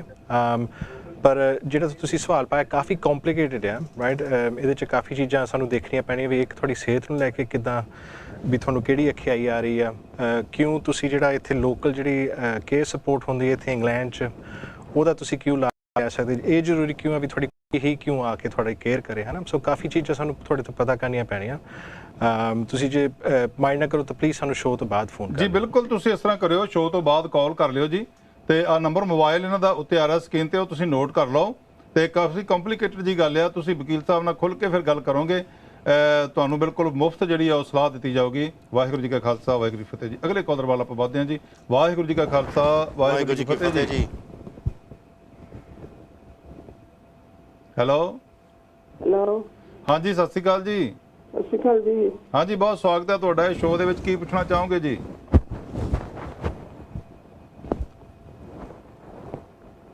Hello hello. ਹਾਂਜੀ ਗੱਲ ਕਰੋ, ਤੁਹਾਡੀ ਕਾਲ ਲੱਗੀ ਹੋਈ ਹੈ ਜੀ। ਮੇਰੇ ਖਿਆਲ ਕਾਲ ਲੱਗਦਾ ਕਿ ਡ੍ਰੌਪ ਹੋ ਗਈ ਹੈ। ਕੋਈ ਨਹੀਂ, ਤੁਸੀਂ ਦੁਬਾਰਾ ਫਿਰ ਟਰਾਈ ਕਰੋ ਜੀ। ਤੁਹਾਡੀ ਕਾਲ ਡ੍ਰੌਪ ਹੋ ਗਈ ਆ, ਤੁਸੀਂ ਦੁਬਾਰਾ ਫਿਰ ਲਾਓ, ਸਵਾਲ ਆਪਣਾ ਜ਼ਰੂਰ ਪੁੱਛੋ ਜੀ। ਸੋ ਜਿਹਦੇ ਆਪਾਂ ਗੱਲ ਕਰ ਰਹੇ ਸੀਗੇ, ਇੱਕ ਤੇ ਤੁਸੀਂ ਦੱਸਿਆ ਕਿ ਕਾਲਰ ਫਿਰ ਆਪਣਾ ਜੁੜ ਗਏ ਨੇ। ਹਾਂਜੀ, ਵਾਹਿਗੁਰੂ ਜੀ ਕਾ ਖਾਲਸਾ, ਵਾਹਿਗੁਰੂ ਜੀ ਕੀ ਫਤਿਹ ਜੀ। ਜੀ ਹਾਂਜੀ, ਵਾਹਿਗੁਰੂ ਜੀ ਕਾ ਖਾਲਸਾ, ਵਾਹਿਗੁਰੂ ਜੀ ਕੀ ਫਤਿਹ। ਅੰਕਲ ਜੀ, ਅਸੀਂ ਪੁੱਛਣਾ ਸੀਗਾ ਵਕੀਲ ਸਾਹਿਬ ਉਹਨਾਂ ਤੋਂ ਕਿ ਜਿੱਦਾਂ ਮੈਂ ਇੱਥੇ ਪੱਕੀ ਆ ਤੇ ਮੈਂ ਆਪਣੇ ਮੰਮੀ ਡੈਡੀ ਉਹਨਾਂ ਨੂੰ ਸੱਦਣਾ ਚਾਹੁੰਦੀ ਆ, ਪਰ ਮੇਰੇ ਦੋਨੋਂ ਬ੍ਰਦਰ ਜਿਹੜੇ ਆ ਉਹਨਾਂ ਕੋਲ ਪੇਪਰ ਵਰਕ ਨਹੀਂ ਹੈਗਾ, ਤੇ ਕੀ ਮੈਂ ਉਹਨਾਂ ਨੂੰ ਸਪਾਂਸਰ ਕਰ ਸਕਦੀ ਆ ਜਾਂ ਕੋਈ ਹੋਰ ਰਸਤਾ ਹੈਗਾ ਜਿੱਦਾਂ ਮੈਂ ਉਹਨਾਂ ਨੂੰ ਇੱਥੇ ਬੁਲਾ ਸਕਦੀ ਆ ਮਿਲਣ ਵਾਸਤੇ? ਬ੍ਰਦਰ ਤੁਹਾਡੇ ਇੱਥੇ ਰਹਿੰਦੇ ਕਿ ਇੰਡੀਆ ਹੀ ਆ? ਹਾਂਜੀ, ਬ੍ਰਦਰ ਮੇਰੇ ਇੱਥੇ ਰਹਿੰਦੇ, ਪਰ ਉਹਨਾਂ ਕੋਲ ਕੋਈ ਸਟੇਟਸ ਨਹੀਂ ਆ। ਮੈਂ ਬ੍ਰਿਟਿਸ਼ ਆ ਪੱਟ। ਨਹੀਂ, ਕੋਈ ਨਹੀਂ, ਤੁਸੀਂ ਇੱਥੇ ਪੱਕੇ ਆ ਨਾ? ਹਾਂਜੀ ਹਾਂਜੀ। ਤੁਸੀਂ ਕੰਮ ਕਰਦੇ ਹੋ? ਹਾਂਜੀ, ਮੈਂ ਕੰਮ ਕਰਦੀ ਹਾਂ। ਠੀਕ ਹੈ, ਤੁਸੀਂ ਫੋਨ ਤੇ ਇਦਾਂ ਬਣੇ ਰਹੋ ਜੀ, ਤੇ ਵਕੀਲ ਸਾਹਿਬ ਦਾ ਜਵਾਬ ਜਿਹੜਾ ਉਹ ਸੁਣੋ ਜੀ। ਹਾਂਜੀ, ਹੈਲੋ ਜੀ, ਸਤਿ ਸ਼੍ਰੀ ਅਕਾਲ ਭੈਣ ਜੀ, ਥੈਂਕ ਯੂ ਕੁਐਸਚਨ ਦਾ। ਹਾਂਜੀ, ਬਿਲਕੁਲ ਤੁਸੀਂ ਆਪਣੇ ਪੇਰੈਂਟਸ ਨੂੰ ਸਪਾਂਸਰਸ਼ਿਪ ਪਾ ਸਕਦੇ ਆ। ਸੋ ਜਿਹਨੂੰ ਆਪਾਂ ਰਾਹਦਾਰੀ ਕਹਿ ਦਿੰਦੇ ਆ, ਉਹ ਤੁਸੀਂ ਪਾ ਸਕਦੇ ਆ। ਸੋ ਬਹੁਤ ਹੀ ਸਿੰਪਲ ਜੀ ਹੁੰਦੀ ਹੈ ਰਾਹਦਾਰੀ। ਬੇਸਿਕਲੀ ਇਹੀ ਆ ਵੀ ਤੁਸੀਂ ਉਹਨਾਂ ਦੀ ਰਿਸਪੌਂਸਿਬਿਲਿਟੀ ਚੱਕਣੀ ਹੈ। ਜਿਹੜਾ ਵੀ ਉਹਨਾਂ ਦੇ 2-4 ਹਫ਼ਤੇ ਜਾਂ ਮਹੀਨਾ 2-4 ਮਹੀਨੇ ਰਹਿਣਾ, ਤੁਸੀਂ ਉਹਨਾਂ ਦਾ ਰਹਿਣ ਸਹਿਣ ਦਾ, ਖਾਣ ਪੀਣ ਦਾ ਤੁਸੀਂ ਉਹ ਦੇਖੋਗੇ। ਉਹਦੇ ਵਿੱਚ ਤੁਹਾਨੂੰ ਆਪਣੇ ਬੈਂਕ ਸਟੇਟਮੈਂਟ, ਜਿਹੜੀ ਤੁਹਾਡੀ ਆਪਣੀ ਫਾਈਨੈਂਸ਼ੀਅਲ ਪੋਜੀਸ਼ਨ ਆ, ਤੁਹਾਡੇ ਘਰ ਨੂੰ ਲੈ ਕੇ ਜਿਹੜੀ ਤੁਹਾਡੀ ਰਿਲੇਸ਼ਨਸ਼ਿਪ ਆ, ਤੁਸੀਂ ਆਪਣਾ ਬਰਥ ਸਰਟੀਫਿਕੇਟ ਲਾ ਸਕਦੇ ਆ ਨਾਲ, ਹੈ ਨਾ। ਜੇ ਤੁਸੀਂ ਆਪ ਕਦੇ ਇੰਡੀਆ ਗਏ ਹੋਣ ਤਾਂ ਆਪਣੀਆਂ ਜਿਹੜੀ ਫੋਟੋਗ੍ਰਾਫਸ ਆ ਤੁਹਾਨੂੰ ਐਵੀਡੈਂਸ ਕਰਨਾ ਪੈਂਦਾ, ਫੈਮਿਲੀ ਲਾਈਫ ਹੈ ਨਾ ਜਿਹੜੀ ਤੁਹਾਡੀ ਹੈਗੀ ਆ।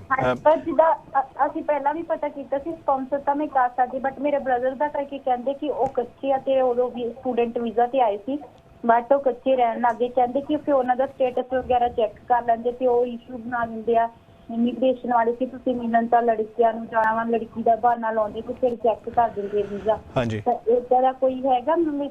ਜੀ ਜੀ ਬਿਲਕੁਲ। ਆਈ ਮੀਨ ਜ਼ਿਆਦਾਤਰ ਅਸੀਂ ਕੀ ਦੇਖਦੇ ਆ ਵੀ ਜਿਹੜੇ ਵਿਜ਼ਿਟ ਵੀਜ਼ੇ ਹੁੰਦੇ ਆ, ਸਰਕਾਰ ਜਿਹੜੀ ਹੈਗੀ ਉਹ ਸ਼ੱਕ ਦੀ ਨਿਗਾਹ ਨਾਲ ਦੇਖਦੀ ਹੁੰਦੀ ਆ। ਸੋ ਜਿਹੜੀ ਤੁਹਾਡੀ ਫੈਮਿਲੀ ਦੀ ਜਿਹੜੀ ਇਮੀਗ੍ਰੇਸ਼ਨ ਹਿਸਟਰੀ ਆ ਉਹਦੇ ਚ ਨੈਗੇਟਿਵਿਟੀਜ਼ ਹੈਗੇ ਨੇ, ਹੈ ਨਾ। ਸੋ ਤੁਹਾਡੀ ਫੈਮਿਲੀ ਚ ਆਲਰੇਡੀ ਕੋਈ ਆ ਚੁੱਕਾ, ਸੋ ਉਹ ਕਹਿ ਸਕਦੇ ਆ ਵੀ ਤੁਹਾਡੀ ਫੈਮਿਲੀ ਚ ਹਿਸਟਰੀ ਹੈਗੀ ਆ ਨੈਗੇਟਿਵ ਇਮੀਗ੍ਰੇਸ਼ਨ ਦੀ। ਸੋ ਜਿਹੜੀ ਵੀ ਤੁਸੀਂ ਐਪਲੀਕੇਸ਼ਨ ਕਰੋਗੇ, ਇਹ ਜ਼ਰੂਰੀ ਆ ਵੀ ਤੁਸੀਂ ਕਾਫੀ ਬਰੀਕੀ ਨਾਲ ਤਾਂ ਕਿਸੇ ਵਧੀਆ ਵਕੀਲ ਤੋਂ ਤੁਸੀਂ ਤਿਆਰ ਕਰਾਈਓ, ਤਾਂ ਕਿ ਉਹ ਜਿਹੜਾ ਇਸ਼ੂ ਆ ਉਹ ਤੁਸੀਂ ਫਿਰ ਡੀਲ ਕਰ ਸਕੋ, ਹੈ ਨਾ। ਵੀ ਸੋ ਬੇਸਿਕਲੀ ਤੁਹਾਨੂੰ ਜਿੱਦਾਂ ਅਸੀਂ ਕਿਸੇ ਵਕੀਲ ਤੋਂ ਐਡਵਾਈਸ ਵੀ ਲਈ ਸੀਗੀ, ਜਿੱਦਾਂ ਉਹਨਾਂ ਦਾ ਇਹ ਕਹਿਣਾ ਸੀਗਾ ਕਿ ਜਿੱਦਾਂ ਅਸੀਂ ਸਾਡੀ ਬੇਟੀ ਦਾ ਸ਼ੋਅ ਕਰਾਂਗੇ ਤੇ ਬਟ ਉਹ ਕਹਿੰਦੇ ਸੀ ਤੁਸੀਂ ਆਪਣਾ ਪਾਸਪੋਰਟ ਨੰਬਰ ਹੀ ਦੇਣਾ, ਅਸੀਂ ਸਰਪ੍ਰਾਈਜ਼ ਕਹਿ ਦੇਣਾ ਕਿ ਹਾਂ ਵੀ ਸਰਪ੍ਰਾਈਜ਼ ਵੀਜ਼ਾ ਲੈ ਕੇ ਦੇਣਾ, ਕਿ ਆਪਣੀ ਬੇਟੀ ਨੂੰ ਸਰਪ੍ਰਾਈਜ਼ ਦੇਣ ਚੱਲੇ ਮਿਲਣ ਵਾਸਤੇ। ਤੇ ਮੇਰੇ ਬ੍ਰਦਰ ਦਾ ਕਹਿੰਦੇ ਕਿ ਸ਼ੋਅ ਨਹੀਂ ਕਰਾਂਗੇ ਅਸੀਂ, ਕਿ ਵੀ ਉਹਨਾਂ ਦਾ ਨਾਮ ਵੀ ਨਹੀਂ ਲਾਂਗੇ ਵਿੱਚ ਕਿ ਉਹਨਾਂ ਕੋਲ ਜਾਣਾ ਜਾਂ ਕਿੱਦਾਂ ਵੀ ਆ, ਸਾਡੀ ਬੇਟੀ ਦੇ ਆਪਾਂ ਦੱਸਣਾ। ਏਦਾਂ ਕੁਝ ਹੋ ਸਕਦਾ? ਨਹੀਂ ਭੈਣ ਜੀ, ਇਹ ਸਾਰਾ ਜਿਹੜਾ ਹੈਗਾ ਮੈਂ ਇਹਦੇ ਚ ਨਹੀਂ ਐਗਰੀਮੈਂਟ ਹੋਊਗਾ। ਹਾਂਜੀ। ਸੋ ਮੇਨਲੀ ਜਿਹੜੀ ਚੀਜ਼ ਇਹ ਵੀਜ਼ਾ ਕਿੱਥੋਂ ਲੱਗਣਾ ਉਹ ਇਹ ਹੈ ਵੀ ਜਿੰਨੀ ਤੁਸੀਂ ਜ਼ਿਆਦਾ ਉਹਨਾਂ ਦੀ ਇੰਡੀਆ ਚ ਪੋਜੀਸ਼ਨ ਸਟਰੋਂਗ ਦਿਖਾਓਗੇ, ਰਾਈਟ, ਕਿਉਂਕਿ ਉਹਨਾਂ ਦੀ ਜਿਹੜੀ ਮੇਨ ਕੰਸਰਨ ਹੈ ਵੀ ਇਹਨਾਂ ਬੰਦਿਆਂ ਦਾ ਇੰਟੈਂਸ਼ਨ ਹੈਗੀ ਹੈ ਵਾਪਸ ਜਾਣ ਦੀ ਕਿ ਨਹੀਂ, ਰਾਈਟ। ਸੋ ਇੰਟੈਂਸ਼ਨ ਬੰਦੇ ਦੀ ਵਾਪਸ ਜਾਣ ਦੀ ਤਾਂ ਹੀ ਹੁੰਦੀ ਹੈ ਵੀ ਜੇ ਉਹ ਦਿਖਾ ਸਕੇ ਵੀ ਮੇਰਾ ਪਿੱਛਾ ਕੀ ਹੈ, right.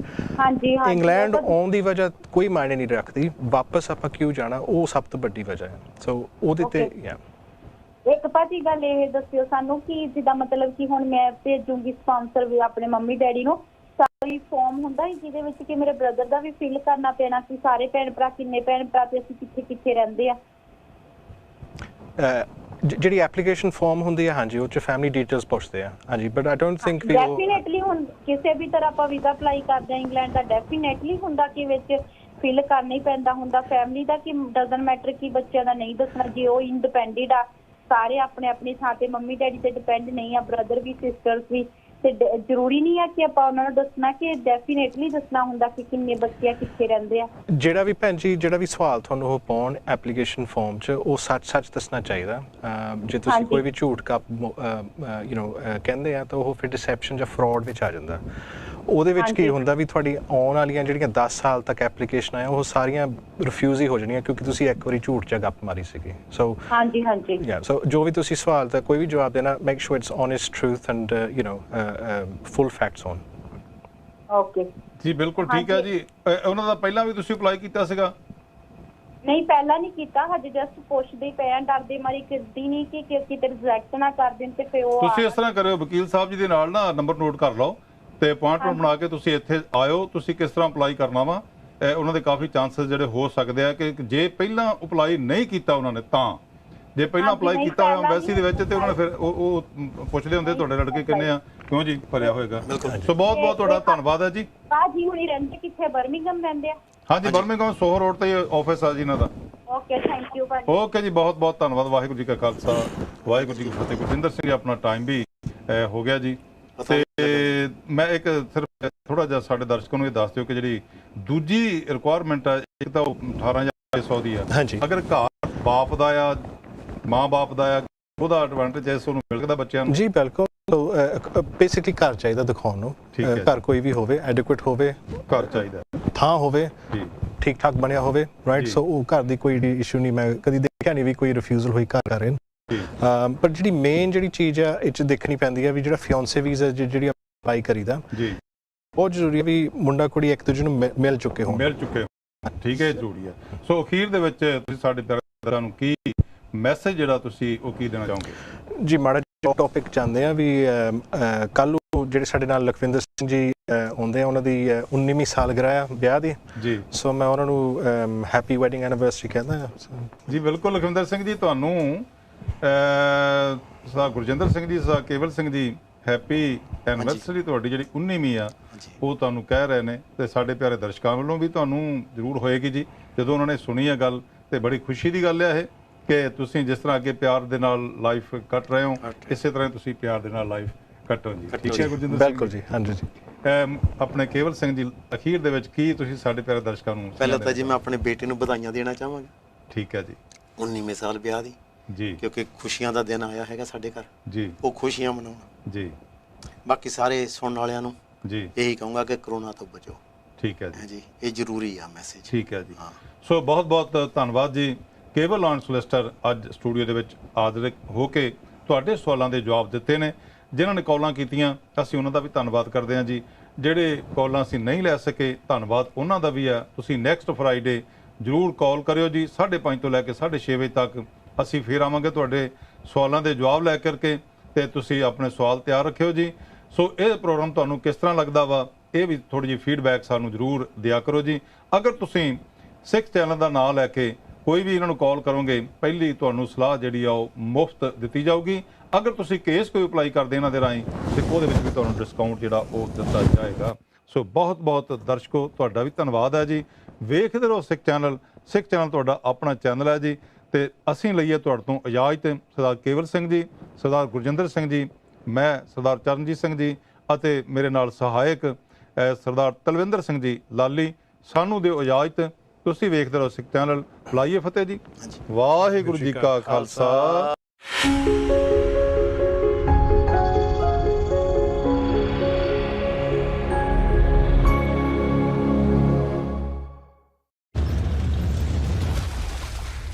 Fail, learn, and then win when it really matters. ਕੇਵਾ ਲਾਇਨ ਐਂਡ ਕੋ ਸੋਲਿਸਿਟਰਸ, ਜੋ ਕਿ UK ਇਮੀਗ੍ਰੇਸ਼ਨ ਲਾਅ ਦੇ ਵਿੱਚ ਮਾਹਿਰ ਹਨ, ਤੁਹਾਡੇ ਹਰ ਇੱਕ